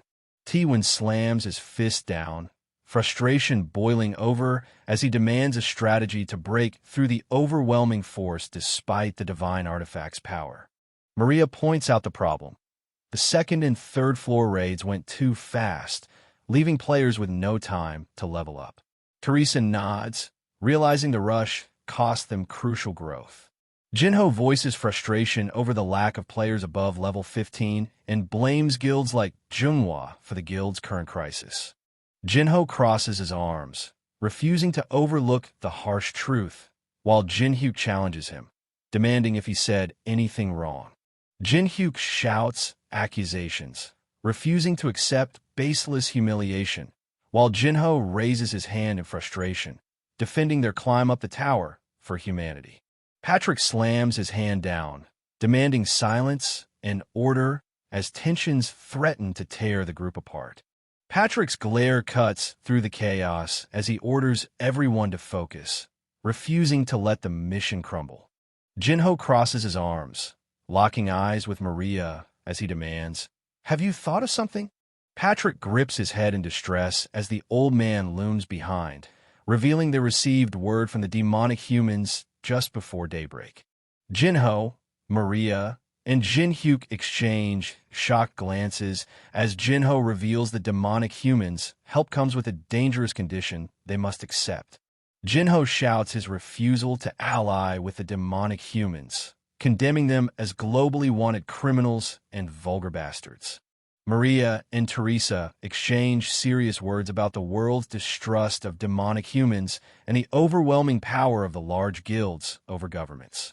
Teresa clutches her necklace, warning that with growing influence, every word and action must serve a just and great cause.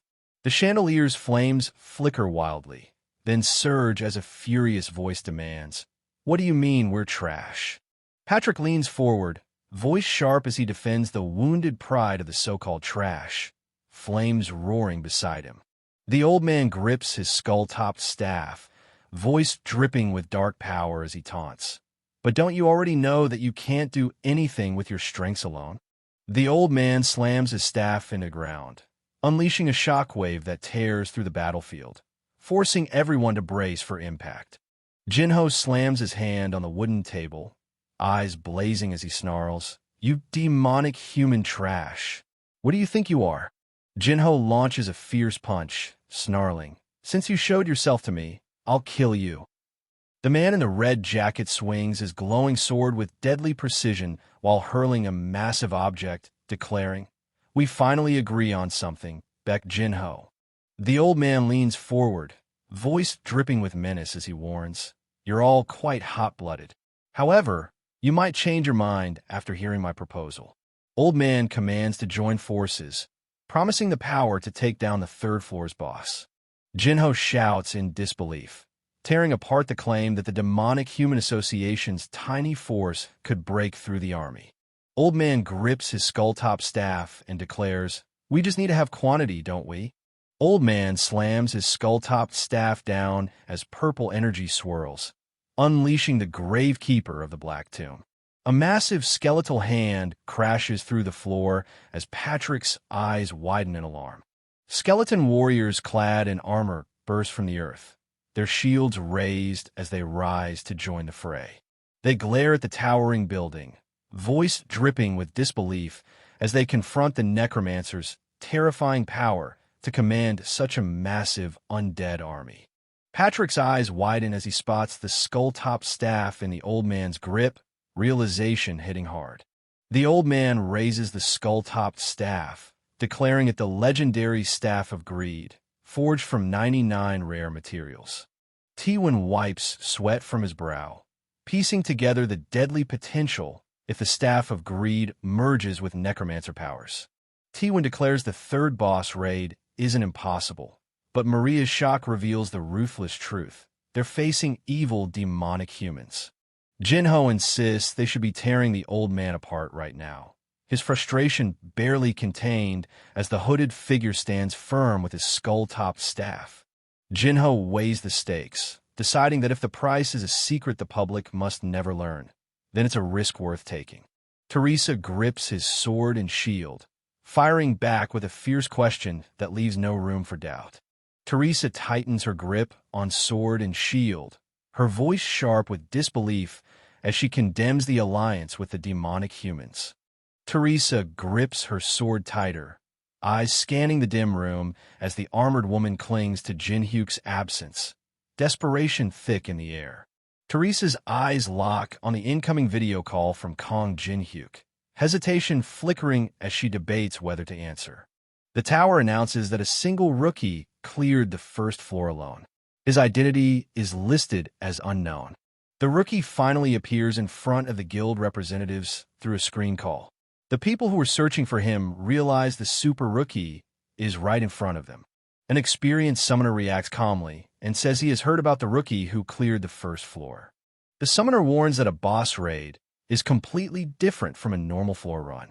The rookie confidently replies that he can still handle it. The summoner reveals a large number of summoned skeleton soldiers and questions what couldn't be done with that many summons. The guild representatives agree, believing the summons are enough to challenge the boss. Someone interrupts and claims the rookie's equipment is fake. The rookie reacts with confusion as the accusation is made directly. Two materials are shown, Saint's Heart and a prison uniform soaked in holy oil. It is explained that using only these two materials cannot create the real Staff of Greed. The summoner explains that the real Staff of Greed has a red gem embedded beneath the skull. The rookie's staff is shown to be missing that red gem. The summoner then points outside toward the summoned skeleton soldiers. The quality of the skeleton soldiers is evaluated and judged to be too low. It is stated that these summons would not survive even half a day in the boss room. Hooded Man is clearly planning to abandon the group after grabbing coins and items during the chaos. Close-up of the Hooded Man's face. He's irritated and openly annoyed, calling the other side arrogant. The Hooded Man issues a warning, saying they'll regret rejecting his offer. He releases purple energy and calmly threatens that next time, when they meet in person, things won't be so easy. The Hooded Man disappears, leaving behind lingering purple energy. Two well-dressed figures arrive at the scene after he's gone. The tension is still hanging in the air. Inside a room, one of the men looks unsettled, clearly processing what just happened. The group regathers and asks what their next move should be now that the Hooded Man is gone. The unknown person promises he'll prevent them from joining the demonic humans and also handle clearing the tower for profit. The group questions him, asking if he's really planning to do everything alone. He confirms it directly, saying yes. One member thinks ahead, noting that even if the unknown fails, recruiting him afterward is still a win. Another agrees, saying this option is far better than siding with the demonic humans and has no real downside. A white-haired man smirks, clearly excited by the opportunity and not wanting to miss it. They begin discussing compensation, asking how much support and rewards the unknown wants. A red-haired woman cuts in, stating Olympus will provide full support instead. Another man objects, saying Titan should handle monetary backing since that's their specialty. The white-haired man argues back, saying money might not be what the unknown wants and offers personal support instead. The unknown person shuts it down, saying plainly that he doesn't need anything in return. Unknown asks the guilds to block off the entire area and let him enter the tower alone. In exchange, he says he won't take any rewards at all, making it clear he wants full control of the situation without outside interference. The red-haired representative questions his motives, pointing out that helping them this much without asking for anything only makes him more suspicious and demands to know his real reason. Unknown pauses and admits that there isn't a clear reason behind it, briefly reflecting on the question instead of giving a calculated answer. The blonde woman is visibly shaken by his words, surprised and emotionally affected by how straightforward and sincere he sounds. Unknown internally cringes at how dramatic his words sounded, even though he meant them honestly. The blonde woman repeats his words to herself, slowly smiling as she starts to accept his sincerity and view him more warmly. The white-haired guild leader becomes overly enthusiastic, loudly praising this as true camaraderie and clearly buying into Unknown's attitude. Unknown responds calmly, saying that as a guild representative, he doesn't have much to add, subtly deflecting the praise while staying composed. A surveillance device activates, revealing that the entire conversation has been recorded, confirming that Unknown's actions and words are now officially documented. The blonde representative smiles while watching the recording, noting that most people would have accepted the down payment without hesitation. Jinhyuk reflects that giving up rewards for allies is more valuable than short-term gains, and he's already thinking about how to use this to his advantage. He ends the video call and decides to upload edited footage, avoiding direct conflict with major guilds while still gaining benefits. His status window appears, showing his name, level 12, high magic stat, unique abilities, and multiple skills, confirming fast progression. Jinhyuk notes he reached level 12 in less than a day inside the spawning ground, and things are going smoother than expected. He's interrupted when Alice shouts at him for leaving everything to her, clearly stressed and overwhelmed. Jinhyuk bluntly tells her their relationship isn't a partnership, but a slave contract, which shocks and upsets her. He points at the system shop and mentions he was planning to buy a mana supplement for her. Alice explains a normal supplement won't work because her mana capacity is too large to be refilled that way. Jinhyuk explains that if he runs low on mana, he can't properly support her, so he intends to reclaim all the mana he spent. Alice completely misunderstands his intent, gets overly excited at the idea, and reacts in a dangerously enthusiastic way. The man feels dizzy and realizes how much blood was taken from him earlier. His mana is now fully restored, and he asks what comes next. He opens the system shop and casually says he will do some shopping. A list of items appears. He purchases multiple low-rank and strange materials without hesitation. After the purchase confirmation, Alice criticizes him for buying what looks like useless items. He replies that each item has a purpose. The man tells Alice they will be extremely busy from now on and that they must reach the end of the underground first floor today. Without waiting, he jumps straight down into the abyss. Alice panics, questioning how he can jump without knowing the depth. Mid-fall, he calmly says he knows exactly how deep it is because he has jumped down countless times before. He calls out to Alice, signaling her to act. She rushes after him in shock. A system message appears as a skill activates. Reverse gravity is triggered. Gravity flips instantly, stopping their fall. Both of them are pulled upward, landing safely as the descent turns into controlled movement forward. She calls him reckless and questions whether he's actually skilled or just surviving on luck, while he keeps moving forward without reacting.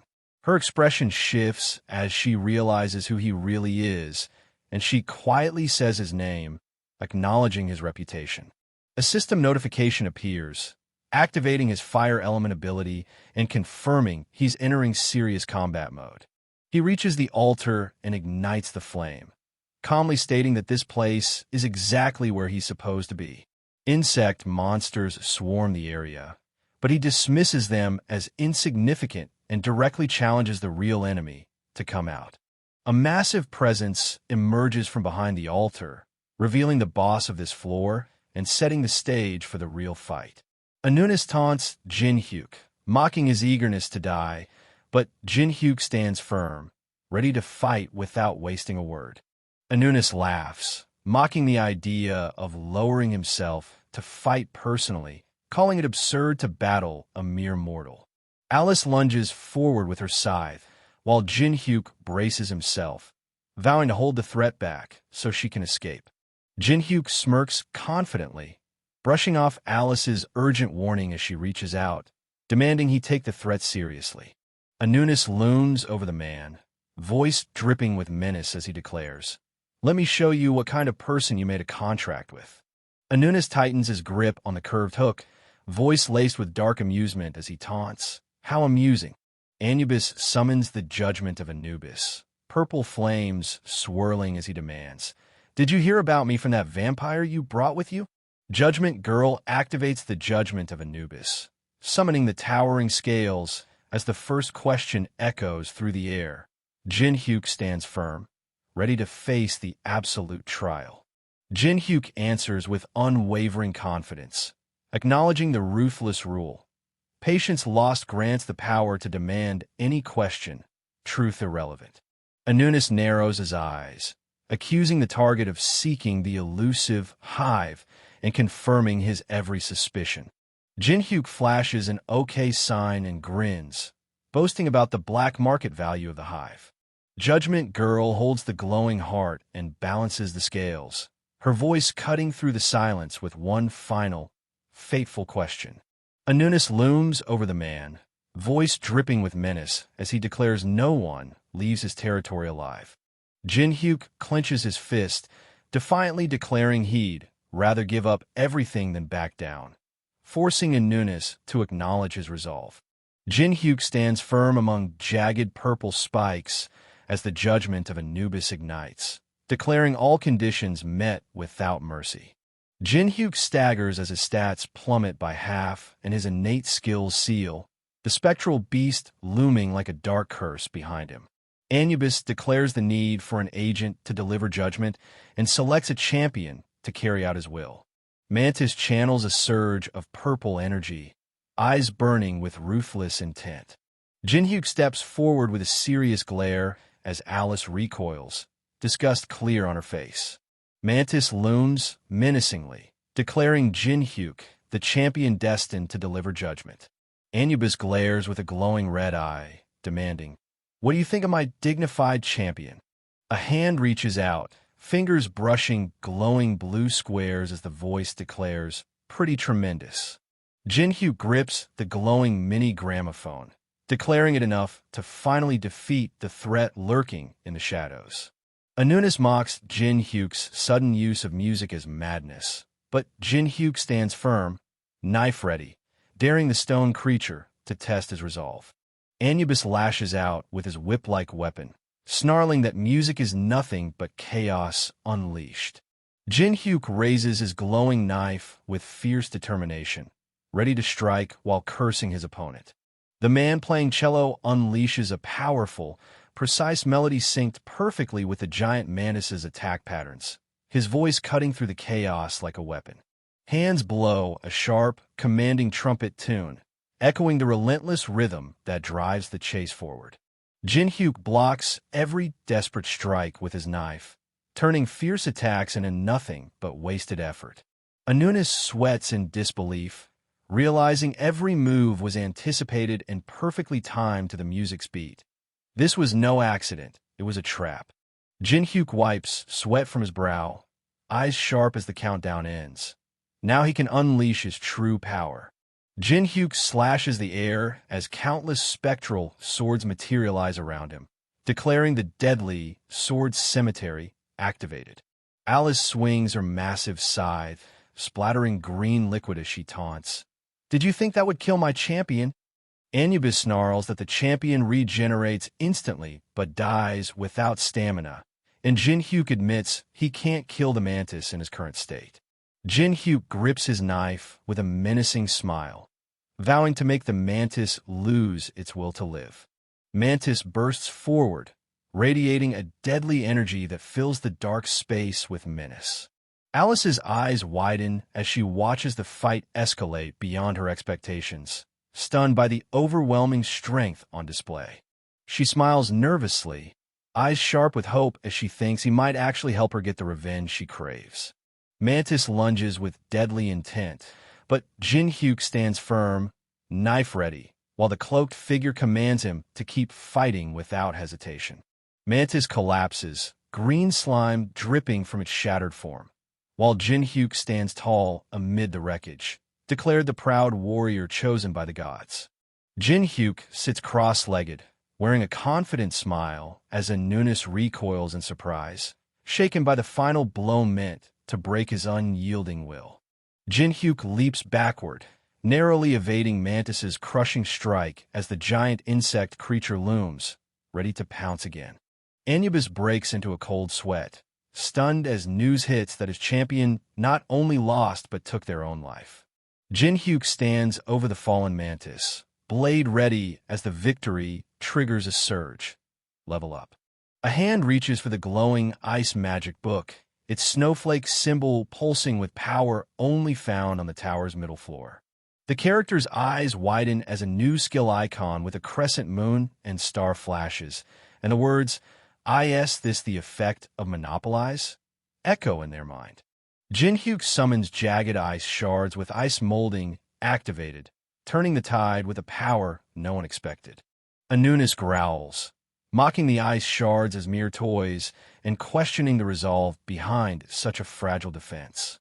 Jin-hyuk clenches his fist, blue flames roaring to life as he spits back with fierce defiance, calling out the coward who only watches from the sidelines. Anubis reveals his true nature as a consciousness and demands to know the reason behind the challenge.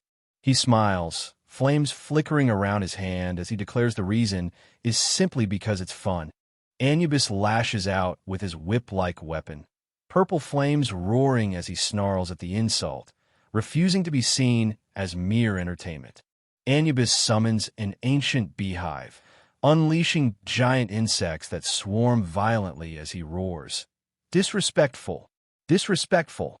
Mantis bellows. "Kill that insolent human this instant!"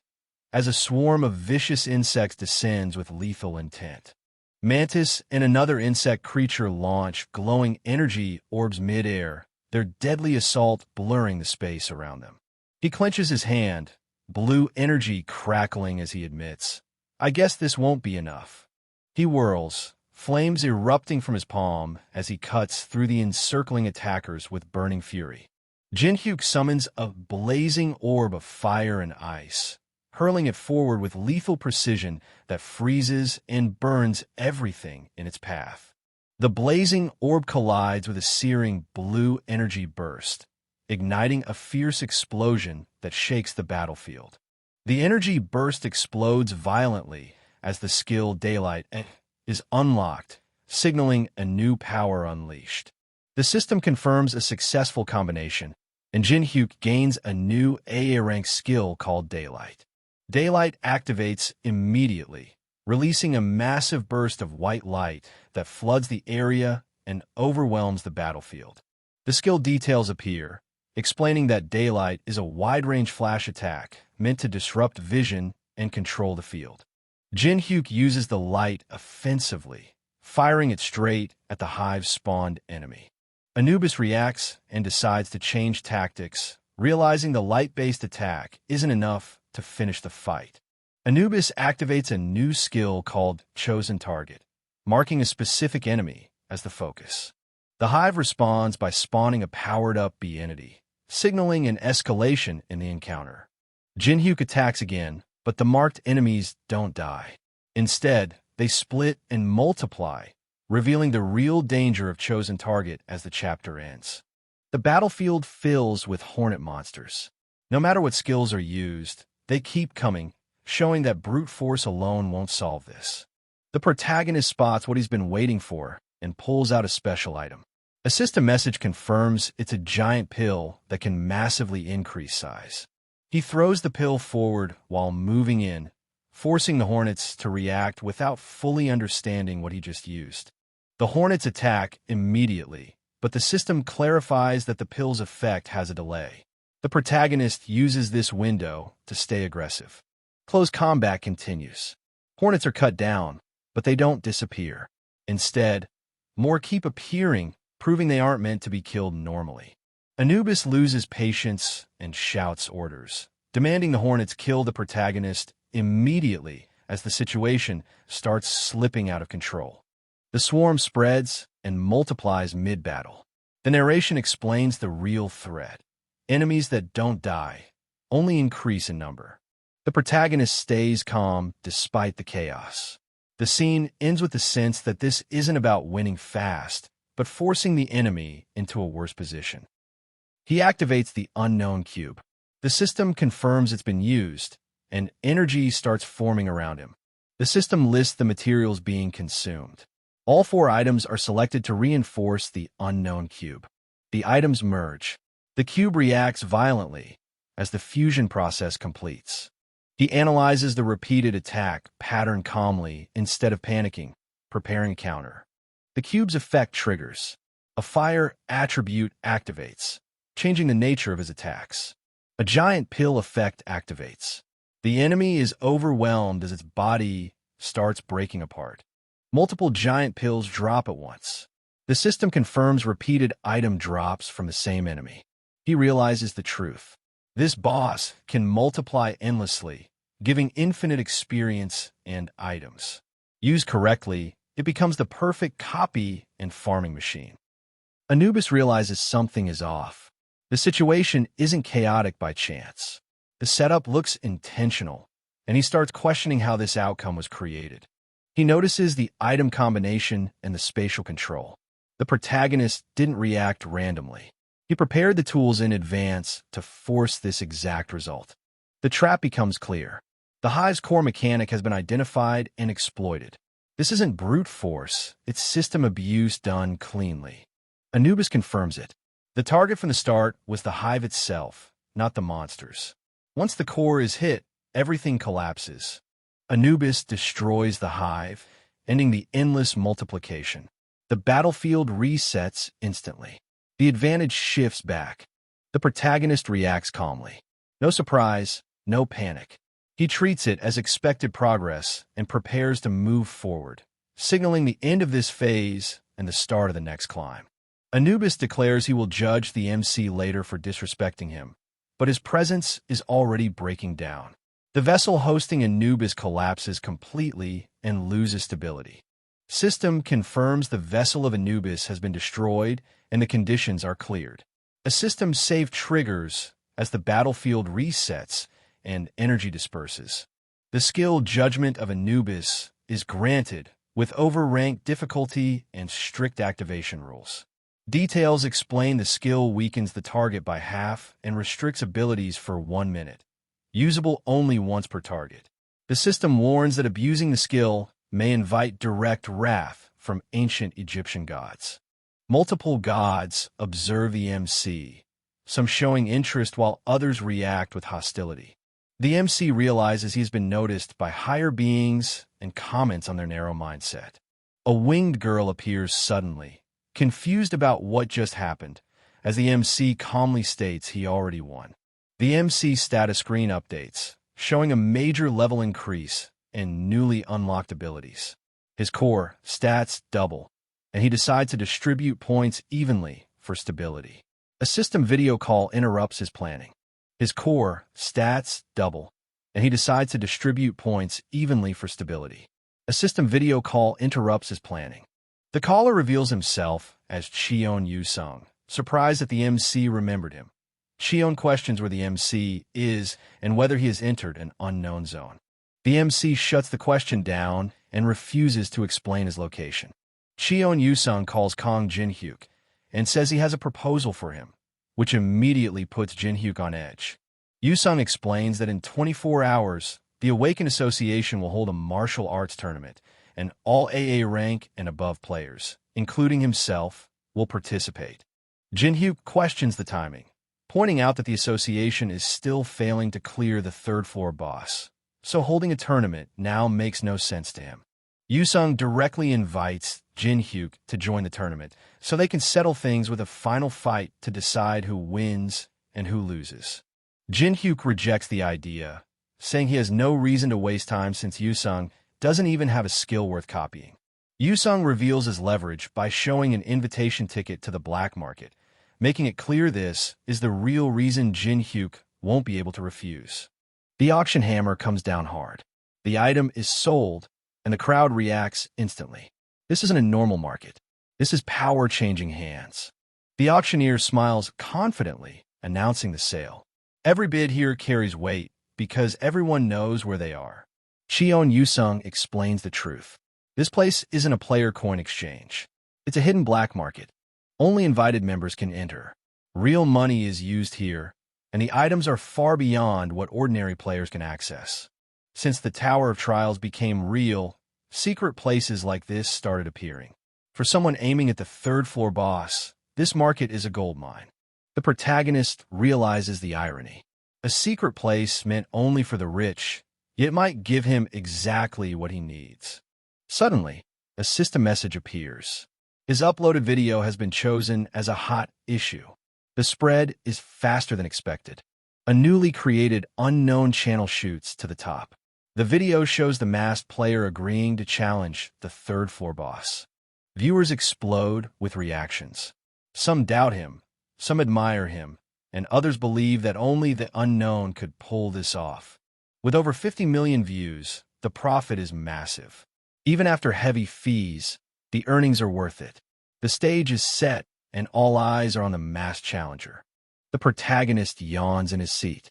With all the noise and hype, even the spectacle is starting to feel tiring. Around him, the crowd roars with excitement. He quietly wonders when this endless tournament is finally going to end. On the stage, fighters clash violently. Blades spark, abilities explode, and the audience cheers at every hit. The explanation follows. This tournament gathers 24 competitors, all ranked AA or higher. After repeated failures against the third-floor boss, the guilds and the Awakened Association created this event to regain public trust. Cameras roll nonstop. This isn't just combat.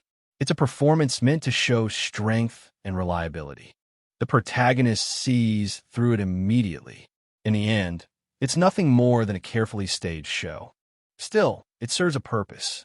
Most people never get to see real combat up close, so this spectacle eases public tension. Then a new offer appears. An invitation is promised, but only if he agrees to participate in the battle. He stops them instantly. Without an AA rank, he technically can't compete. But the terms of the reward are far more interesting. The fight suddenly shifts. A dark presence erupts onto the stage, and the crowd freezes as something unnatural takes form. A demonic summon fully manifests. Its pressure alone overwhelms nearby fighters, instantly changing the balance. The summoned monster attacks without restraint. Fighters are blown away one after another, unable to respond. Explosions shake the arena. Screams cut through the chaos as several competitors are knocked out in seconds. When the dust settles, bodies lie scattered across the floor. The difference in power is undeniable. Observers take note of a coordinated two-man team. Their control and timing stand out even in the chaos. From the VIP seats, executives quietly analyze the scene. Players like these make the public feel safe. One man sees something different. Among everyone present, only a single individual truly catches his attention. The Black Cloud Guild CEO, Hong Diokpyo, watches with interest. Calm, sharp, and calculating, he's already made his judgment. A smile forms on his face. Firm control, wide perspective, and flawless decision-making. The kind of talent worth chasing. The executive reminds his aide to stop worrying about the battles and focus on the interview afterward. He personally invested to make it happen. The response is casual and confident. He claims he's surprisingly good on camera, as if this outcome was expected. From the audience, Jung Do-hyun yawns. He openly admits the winner has talent and could reach S rank within a few years. He adds that recruiting such a prospect would naturally raise the guild's reputation, though the man's attitude is irritating. Back in the arena, blades collide again. The fight resumes with sharp exchanges and rising pressure. A sudden burst of force erupts. Fighters are thrown back, unable to maintain their footing. In one decisive moment, Cheon Yu-sung steps forward. His presence alone silences the chaos. The broadcast announces it clearly. A champion has been decided. Viewers everywhere watch in disbelief. Phones light up as people realize the match ended faster than expected. Standing calmly with his weapon lowered, Cheon Yu-sung accepts the result. The real choice, however, is only just beginning. Jung Do-hyun grins, clearly amused. From his view, the champion looks clever, maybe smarter than he first appeared. Before he can say more, the white-haired man grabs him and forces him back into his seat, cutting him off cold. He points it out bluntly. Cheon Yu-sung isn't looking at Do-hyun. His gaze is aimed much higher. Do-hyun finally notices. Shock flashes across his face as he realizes the match isn't over at all. From the arena, Cheon Yu-sung speaks calmly, telling whoever is hiding to stop pretending and come out.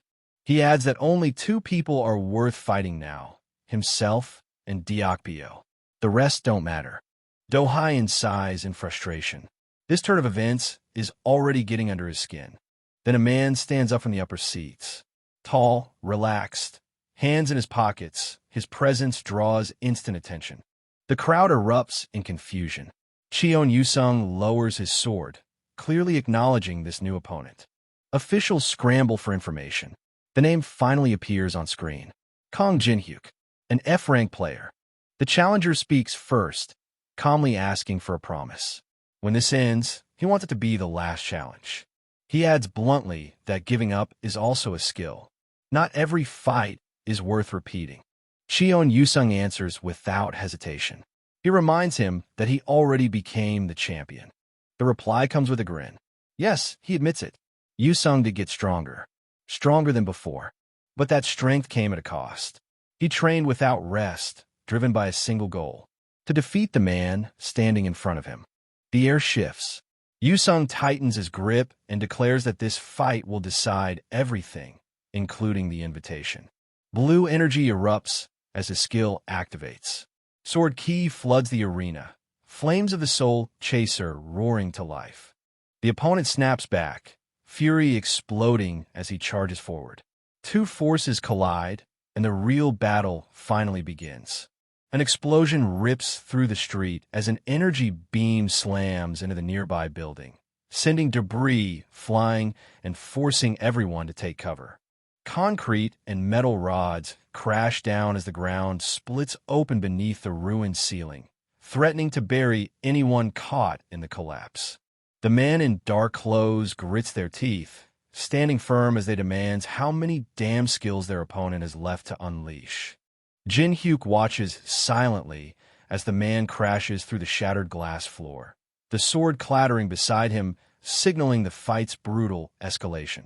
Jin-hyuk kneels beside the unconscious figure and claims the black market ticket, insisting this isn't stealing, but a promise kept. The man unleashes a giant ice missile that shatters the arena floor and follows it up by destroying the ceiling with a powerful light ray, shocking the audience who can't believe an F rank could cause such destruction. Jin-hyuk crouches and breaks the silence with a cold greeting, prompting the older man to acknowledge their last tense encounter at the museum. The older man admits their savage first meeting is water under the bridge. The Lee Yuri hesitates but agrees. An uneasy truce begins to form. Jin-hyuk squats on a ledge and breaks the uneasy silence by asking Lee Yuri, SSI, for a number, pushing their truce towards something more personal. Jin-hyuk offers his phone with a clear out. You can refuse if you don't want to, forcing the Lee Yuri to either accept the gesture or admit defeat. Jin-hyuk holds up his phone with a challenge. Of course, that's only if you can handle the consequences. Lee Yuri reveals the smartphone's true power, warning it's more threat than favor as she prepares to unleash it. Jin-hyuk steps forward with a forceful stomp, drawing shocked gasps from the spectators as laughter cuts through the tension. Jin-hyuk activates her eye power, challenging Jin-hyuk's strength with sharp disbelief despite his F-rank status.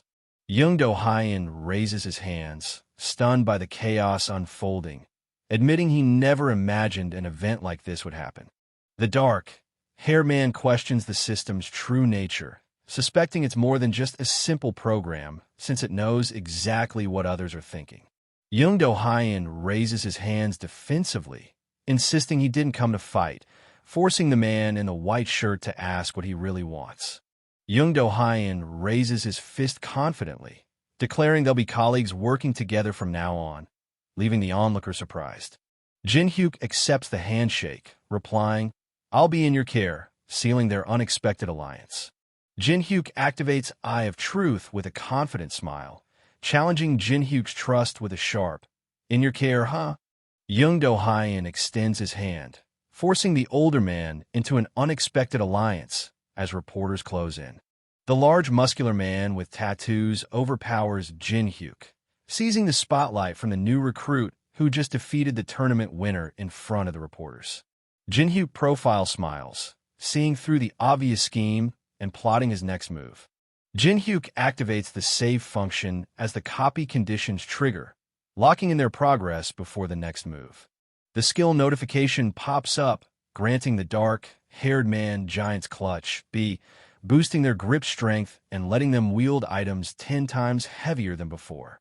Jin-hyuk maneuvers the claw machine, aiming to seize the prize that holds the skills others fought hard to obtain.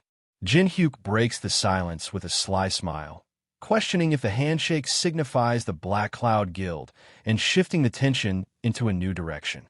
Young-do Hyun offers special treatment in exchange for joining, targeting those without guild ties to strengthen his ranks. Young-do Hyun seals the deal with a firm handshake, his confident smile promising power and protection to those who join him. Jin-hyuk grabs the large muscular man with tattoos, challenging his belief that brute strength alone could win this fight. Young-do Hyun smiles confidently and activates his power, Giant's Clutch, declaring, "Of course," as the fiery force surges around him.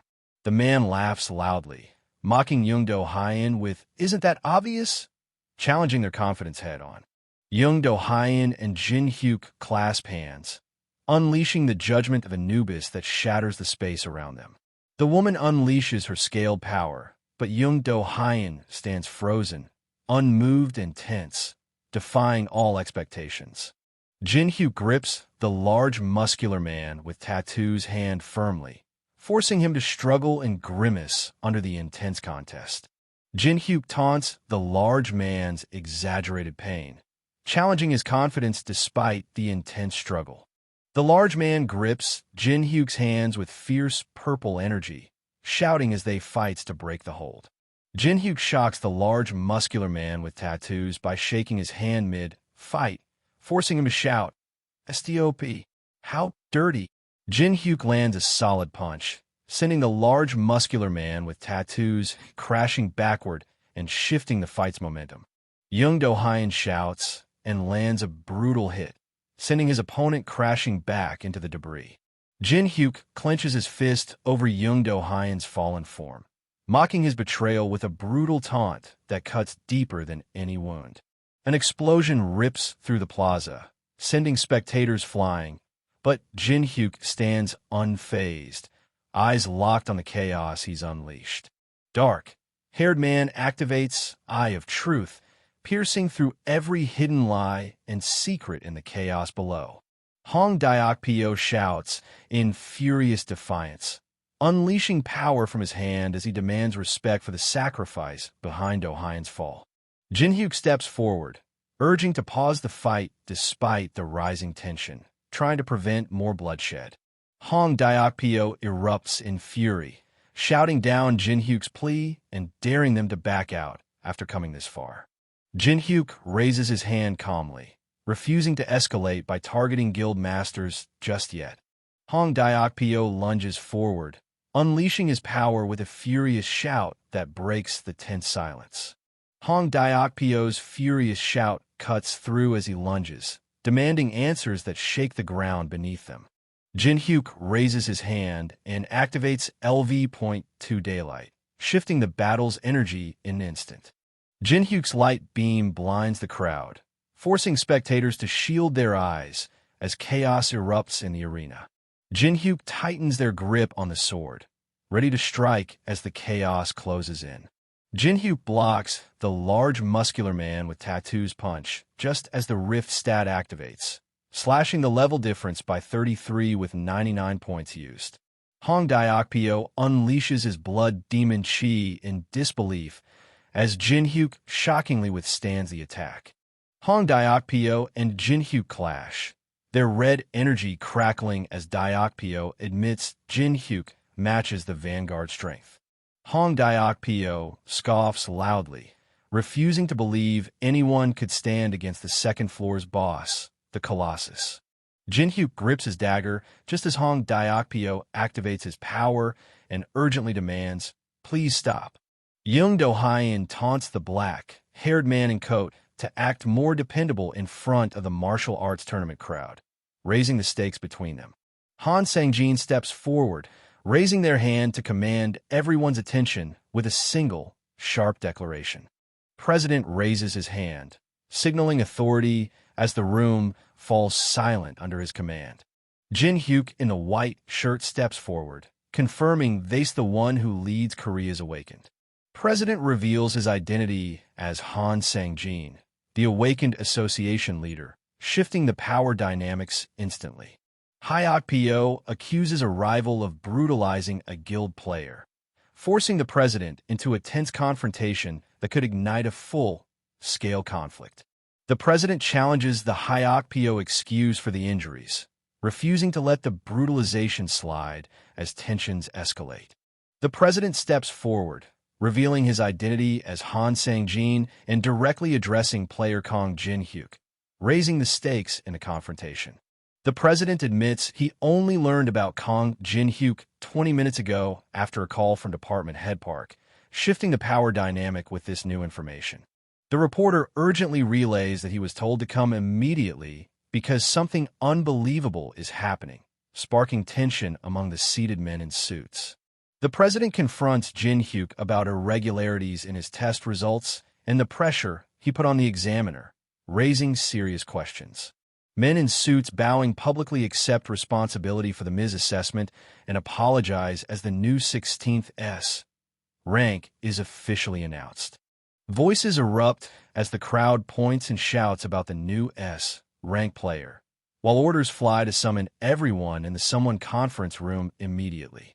The crowd surges forward, pushing past barriers as the reporter shouts for space, while the Black Crowd Guild CEO watches the chaos unfold with a serious gaze. Jang Do-hyun collapses backward, eyes rolling back as his body goes limp, signaling a sudden and severe blow.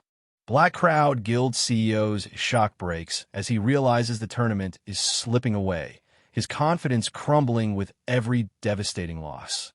CEO urgently calls for a last-ditch plan, refusing to let the tournament slip away completely.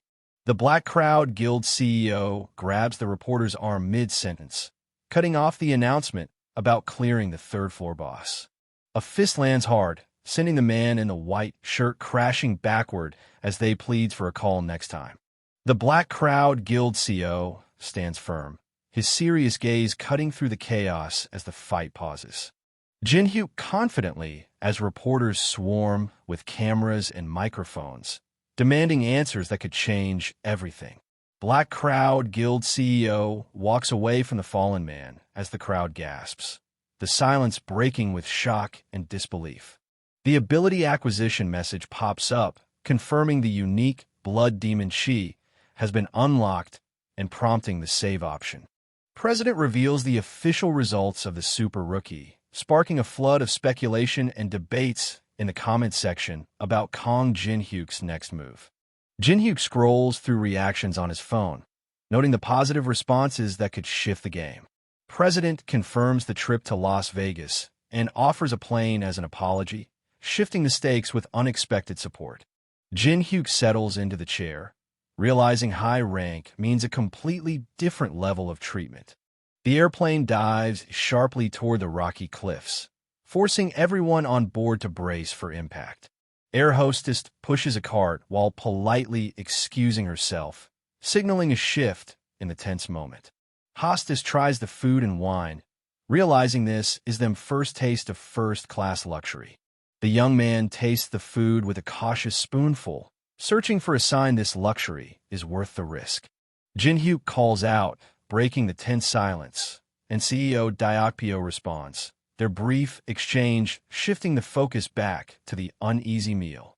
Alex Jadro points sharply at the man in front, sparking a quick confirmation from the black-haired man, while the brown-haired woman in blue suit laughs, breaking the tension. Alex Jadro emits a strange, unsettling scent that reeks of blood, making everyone instinctively recoil and refuse to engage.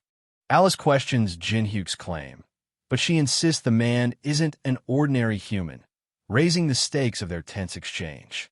Jin-hyuk realizes Alice's brutal judgment means they're far from ordinary, forcing them to reconsider their own hidden threat. Jin-hyuk activates Eye of Truth, instantly revealing a hidden layer beneath Alice's brutal judgment that shakes their understanding completely. Alex Jadro reveals the copy condition, calling out a demonic human and turning the mystery deeper with his confident smile. Jin-hyuk sweats, shaken by the revelation that the calm, demonic human was just an act. Alex Jadro breaks the silence with a sharp, huh, catching the black-haired man off guard and shifting the tension between them. Alex Jadro points directly and calls out player Kong Jin-hyuk by name, revealing he knows about the recent rank assessment in Korea. Jin-hyuk, the dark figure behind him, isn't a coincidence, and that others beyond the big guilds are now watching him after the S-rank announcement. Alex Jadro confirms his recent S-rank reassessment, catching CEO Diokpyo off guard with news of the martial arts tournament coverage. Alex Jadro steps forward, handing over a business card and formally introducing himself to Diokpyo. Alex Jadro leans forward with a thumbs up, suggesting they celebrate their chance meeting with a drink to pass the long flight. Alex Jadro leans forward with a thumbs up, suggesting they celebrate their chance meeting with a drink to pass the long flight. They pulled out a bottle of Charles XIII cognac, spinning stories that deepened the game's stakes as the tension thickened around the table. Alex Jadro sips from his glass while recounting how his cosmetics business thrived despite the chaos unleashed by the Tower of Trials, revealing the unexpected challenges behind his success. Jin-hyuk smiles knowingly, revealing he already understands the true identity the demonic human struggles to convey. Jin-hyuk smiles knowingly, revealing he already understands the true identity the demonic human struggles to convey. Alex Jadro reveals his plan to dive into the awakened business, aiming to capitalize on the shifting times. Alex Jadro reveals his plan to dive into the awakened business, aiming to capitalize on the shifting times. Alex Jadro questions Jin-hyuk about a masked player causing trouble, pushing the conversation toward uncovering this new threat. Alex raises a glass and presses Jin-hyuk about the masked player's bold claim to clear the third-floor boss, asking if there's any connection between them. Alex Jadro admits their third-floor raid plans are derailed because the masked player is aggressively blocking their progress. Alex Jadro reveals the masked player insists on handling something alone, claiming it's to protect a comrade and warning others not to interfere. Jin-hyuk challenges Alex Jadro's claim of knowing the unknown, and Alex casually confirms it, raising the stakes in their tense exchange. Alex Jadro laughs off the blatant greed of unknown Sasai, mocking how calmly he lies right to the person's face without a flicker of doubt. Alex Jadro laughs off the blatant greed of unknown Sasai, mocking how calmly he lies right to the person's face without a flicker of doubt. Alex Jadro pours a drink and extends a sharp invitation to join them in the third-floor boss room, promising it'll be a great help. Alex Jadreau pours a drink and extends a sharp invitation to join them in the third-floor boss room, promising it'll be a great help. Alex Jadreau assures that as an S rank, no one can interfere with the solo raid and hints at a hidden item waiting in the third-floor boss room. Jin-hyuk refuses the offered bottle, insisting, "I'm okay," keeping his focus sharp despite the brief pause in their flight. Jin-hyuk refuses the offered bottle, insisting, "I'm okay," keeping his focus sharp despite the brief pause in their flight. Alex Jadreau pushes back with a confident promise. The tougher the challenge Kong Jin-hyuk faces, the greater the reward waiting on the other side. Alex Jadreau reveals the legendary potion said to cure any disease and heal even a broken heart, raising the stakes in their desperate fight. Alex Jadreau reveals the bottle contains an elixir, a game-changing secret weapon in their fight. Jin-hyuk's surprise reveals the elixir's unexpected potency, shifting the stakes in an instant. Jin-hyuk clutches the rare blue vial, questioning the demonic human association's power while temptation creeps in. Alex Jadreau confidently offers an elixir as advance payment, claiming anyone would desire such a valuable item. Alex Jadreau activates the contract's power by pointing at it and pressing the pen, forcing the stakes higher with his challenge to sign. The man's gaze fixes on the dark smoke rising from the table as the contract of the dead's power begins to manifest. Jin-hyuk reads the contract carefully, noting that though it looks ordinary, breaching its conditions carries severe consequences. The dagger floats, releasing purple smoke as the warning, "Death will come to you," appears on the paper, sealing a deadly fate. The man firmly refuses to sign the cursed document, holding a small object as they warns that making enemies of the large guilds is too risky. Alex Jadreau taunts his opponent's stubborn refusal, revealing his disappointment as hopes for cooperation fade. Men in suits bowing offer a water bottle as Alex Jadreau coldly dismisses the elixir deal, forcing the conversation into uncertain territory. Holding the bottle, Alex admits caution, but hints this blue liquid might be their only option left. Holding the bottle, Alex admits caution, but hints this blue liquid might be their only option left. Alex Jadreau lashes out in anger, demanding an explanation as his control starts slipping. Alex leans forward, gripping the armrest as he pulls out an insane amount of mana. Everyone's convinced he's ready to crash this plane if it comes to that. The pilot announces sudden turbulence, ordering everyone to buckle up as the seatbelt sign lights up, forcing a tense pause mid-flight. Alex questions the Jin-hyuk about knowing the announcement in advance before preparing to sit back down. Alex slouches in the chair, admitting he had a rough idea about the announcement while calling out the other skill at acting. Alex snaps a sharp warning, threatening that unknown SSI will make them pay no matter the cost. The man with eyes smirks and points, calling out the lie and accusing Alex of being on unknown side after their humiliation at the Olympus meeting. Alex's shock and sweat reveal his panic as the man's accusation hits too close to home. Could he really be tied to unknown? The hand slams down as doubt creeps in. Maybe the man's bluffing, or maybe the large guilds really did share intel since they hit S rank. Jin-hyuk a small object, teasing that he might spill info if the other man plays nice, raising the stakes with a risky gamble. The airplane lifts off the runway, wheels leaving the ground as Alex vows, "I'll see you next time," cutting the chase for now. Alex slips into a crowded casino, blending in as the city's neon chaos hides the next move. The red-haired woman in red top poses on a towering billboard, launching the new Fire Blossom perfume that's about to stir the city's undercurrents. Tiny Girl navigates the crowded indoor market, cautiously noting it's a human city while reminding to keep the promise of no trouble. Tiny Girl navigates the crowded indoor market, cautiously noting it's a human city while reminding to keep the promise of no trouble. Jin-hyuk, the memory of a world, pushing the limits of their power indoors. They fuse Eye of Truth, S, and Blood Demon Chi, S, into a single skill, unlocking a new power in the virtual interface. Fusion completes, granting the Eye of Gluttony, SSS, skill with barrier immunity, status inspection, view sharing, and mind-reading abilities. They activate the hexagonal symbol now, sacrificing stability to gain immediate power for the fight ahead. Jinhyuk is fist, ready to face whatever waits inside the casino as the tiny girl points toward the entrance, questioning their next move. Jinhyuk explains that magic skills are banned in regular casinos, leaving tiny girl skeptical about their options moving forward. Man in sidecar refuses to take money by force, insisting that stealing from hardworking people just to fund the auction crosses a line. Tiny girl challenges the man's refusal, demanding to know where they're supposed to go now.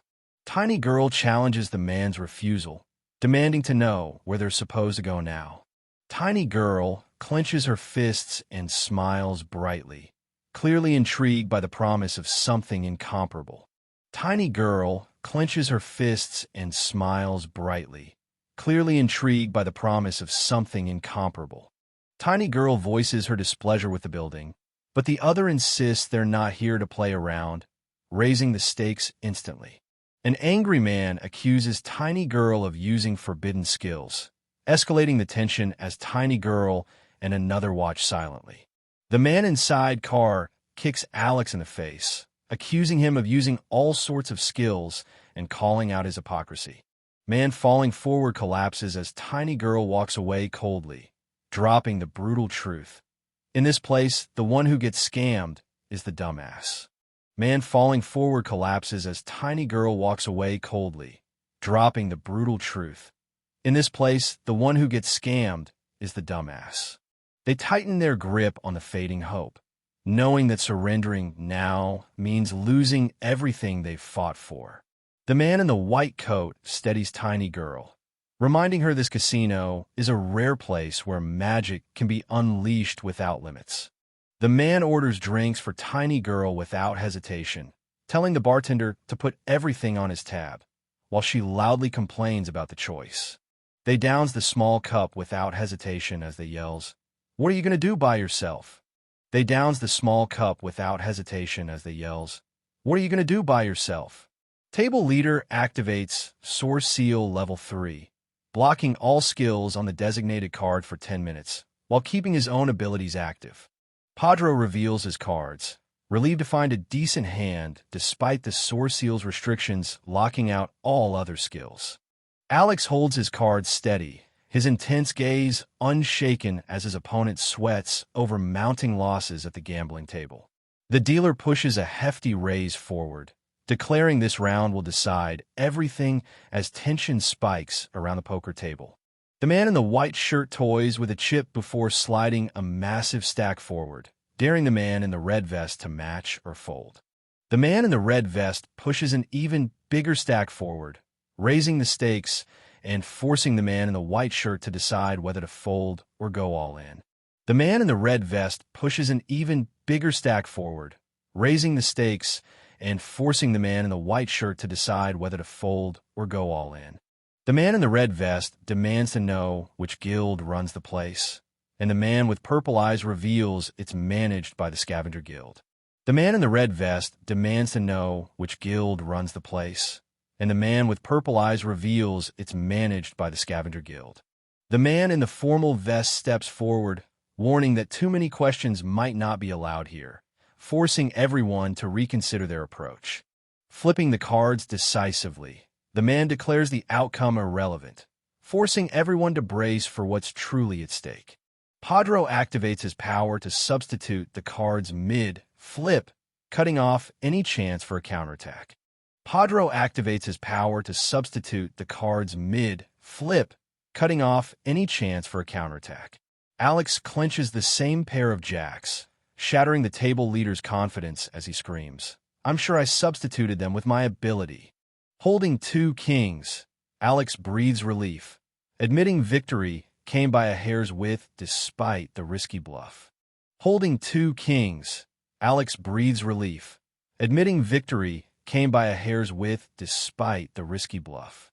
Padro exposes their rivals' hidden intentions with the Eye of Gluttony, forcing a desperate bluff that shifts the power balance instantly. Patron forces the rival to reveal a crucial weakness, turning the tide as allies rally behind them for a final strike. The staff member cuts ties, declaring those who take this much money aren't customers anymore, forcing a harsh reckoning. The staff member orders to drag the man into a room, signaling the situation is about to escalate beyond words. The staff member orders to drag the man into a room, signaling the situation is about to escalate beyond words. The staff member narrows his eyes, recalling a whispered secret overheard just outside, tightening the tension between them as he demands, "What was it?" The staff member narrows his eyes, recalling a whispered secret overheard just outside, tightening the tension between them as he demands, "What was it?" The man with sunglasses and gun dodges the gunfire and fires back, turning the fight deadly in the confined room. Jin-hyuk crashes into the floor, sending a bottle, glass, and coin flying through the air and disrupting the fight. Jin-hyuk seizes the moment to grab the fallen coin, turning the disrupted fight to their advantage. They raise the cocktail glass, declaring it symbolizes the passionate love between couples, shifting the tension with a surprising toast. They raise the cocktail glass, declaring it symbolizes the passionate love between couples, shifting the tension with a surprising toast. The someone shatters them glass on the ground, daring anyone to challenge them cold dismissal of love's worth. Section Chief senses an urgent threat despite the chaos, warning that no lawlessness justifies what's about to happen. The black-haired man lands a brutal punch, sending the brown-haired man reeling as the warning echoes. No one goes wild like this all by themselves. Patron urgently shows the red object to Section Chief, who snaps back angrily, refusing to believe anything could be more serious right now. Section Chief's shock deepens as he reads the message on his phone, realizing the situation is far worse than he thought. The smartphone reveals a photo of Jin-hyuk with a caption confirming him as a newly assessed S-rank player in South Korea just days ago. Section Chief's shock deepens as he realizes an S-rank player, rarer than even America's elite, is standing right before him. They stand atop the casino rubble, a single eye flashing as they threatens to obliterate the entire building if they chooses. They stand atop the casino rubble, a single eye flashing as they threatens to obliterate the entire building if they chooses. Chief kneels, apologizing for their rude behavior and begging for forgiveness as scattered cards lie forgotten on the floor. Jin-hyuk snaps at the Jin-hyuk, accusing them of only apologizing now because they realize they crossed the wrong person after seeing his rank. The section chief kneels, stammering a defense, but the other man dismisses it as absurd, showing no mercy. Jin-hyuk leans in, taunting that in this game, only the fool gets scammed, leaving the red-haired man trapped by their own fear. The reddish-brown-haired man demands their winnings and mental damage compensation, refusing to back down despite the accusing fingers pointed at them. Jin-hyuk grabs the section Jin-hyuk by the collar, demanding a steep $10 million settlement or threatening to shut down their operation for good. Checking the phone, Jin-hyuk confirms the payment should cover the items and watches the car approach, waiting for the delivery to arrive. Jin-hyuk confirms the man in suit and car is customer number 117 and offers to escort him to the auction house. Jin-hyuk sits silently inside the tinted car, realizing the auction house's location remains a tightly guarded secret as the road stretches ahead. The car speeds toward the illuminated building as Jin-hyuk's voice cuts through the night, already eager for what's ahead. Jin-hyuk approaches the mansion entrance and delivers a chilling welcome. Then, "Please enjoy your stay." The man grips the pendant tightly, demanding the unseen listener to keep their promise and hurry before disappearing into a place beyond sight. Tiny Jin-hyuk declares her happiness openly, claiming this place suits a noble being like herself, while Jin-hyuk watches, curious but reserved. Jin-hyuk and the girl climb the stairs toward the building as she warns him not to stand out during the auction. Jin-hyuk slips inside the auction, instantly catching the sharp gaze of a suspicious guard. The dark-haired person holding glass reveals the ichthyosaur's heart will appear at this year's auction, all thanks to the Tower of Trials. The girl recoils, covering her nose at a sudden stench, while Jin-hyuk demands to know what's wrong. Jin-hyuk stares at the skull staff as the girl gags at its foul smell, breaking the silence with a curt, "It stinks." Demonic Man grips his cane firmly as the blonde man in suit reveals himself as Julius Cedric, claiming mastery over the other man and shifting the power dynamic in an instant. Alex stands silently, bruised but unyielding, as the weight of Julius's claim hangs heavy in the room. Chief activates the Eye of Gluttony, revealing Julius Cedric's stats and shifting the balance of power in an instant. The Eye of Gluttony reveals Julius Cedric's full Necromancer stats and their rare ability that efficiently controls multiple summons with minimal mana. Jin-hyuk's frustration spikes as he struggles with the tablet's impossible copy condition, deciding to provoke Julius Cedric and force the system's hand. The demonic man laughs off the tension, revealing he values the girl's gift, while she responds with a relieved smile that shifts the mood unexpectedly. The man in the white shirt presses Demonic Man for crucial information about the unknown, forcing a rare moment of seriousness from the hooded master. The man in the white jacket deflects the tense inquiry with a smile, insisting they postpone the discussion despite Demonic Man's serious readiness. Jin-hyuk accepts the skull object as Demonic Man insists there's no time to waste and they must act immediately. Jin-hyuk scoffs at the urgency, brushing off responsibility as he grips the skull object and retorts, "I missed the part where that's my problem." The angry man clenches his fist, shouting, "Son of a bitch," as the girl glances back and Alex walks away, leaving the tension hanging in the room. Demonic Man places a firm hand on Alex's shoulder, urging him to leave the angry man alone because there's still a way forward. The woman wants to erase the annoying bystanders, but Demonic Man warns that causing trouble here will only backfire. Demonic Man steps forward, insisting they handle the situation quietly to avoid drawing unwanted attention. The auctioneer commands the audience to take their seats as the event officially begins, shifting the focus to the stage. The blonde man in suit slams the gavel and declares the 175th black market auction officially underway, igniting a wave of anticipation across the room. A masked fighter bursts through the crowd, triggering chaos as guards scramble to contain the sudden attack. The blonde man in suit raises the auction paddle and shouts the starting bid at $100,000, forcing the crowd to refocus amid the chaos. A rival bidder slams down a counteroffer, doubling the stakes and igniting a fierce bidding war that threatens to spiral out of control. The dark-haired man reveals no artisans can work with meteoric iron now, shutting down any immediate advantage from the rare material. A bidder raises their paddle, pushing the price to $300,000 as the auctioneer calls for more bids. Jin-hyuk smirks, raising paddle 44 to secure the meteoric iron at a steal, signaling the auction stakes just got real.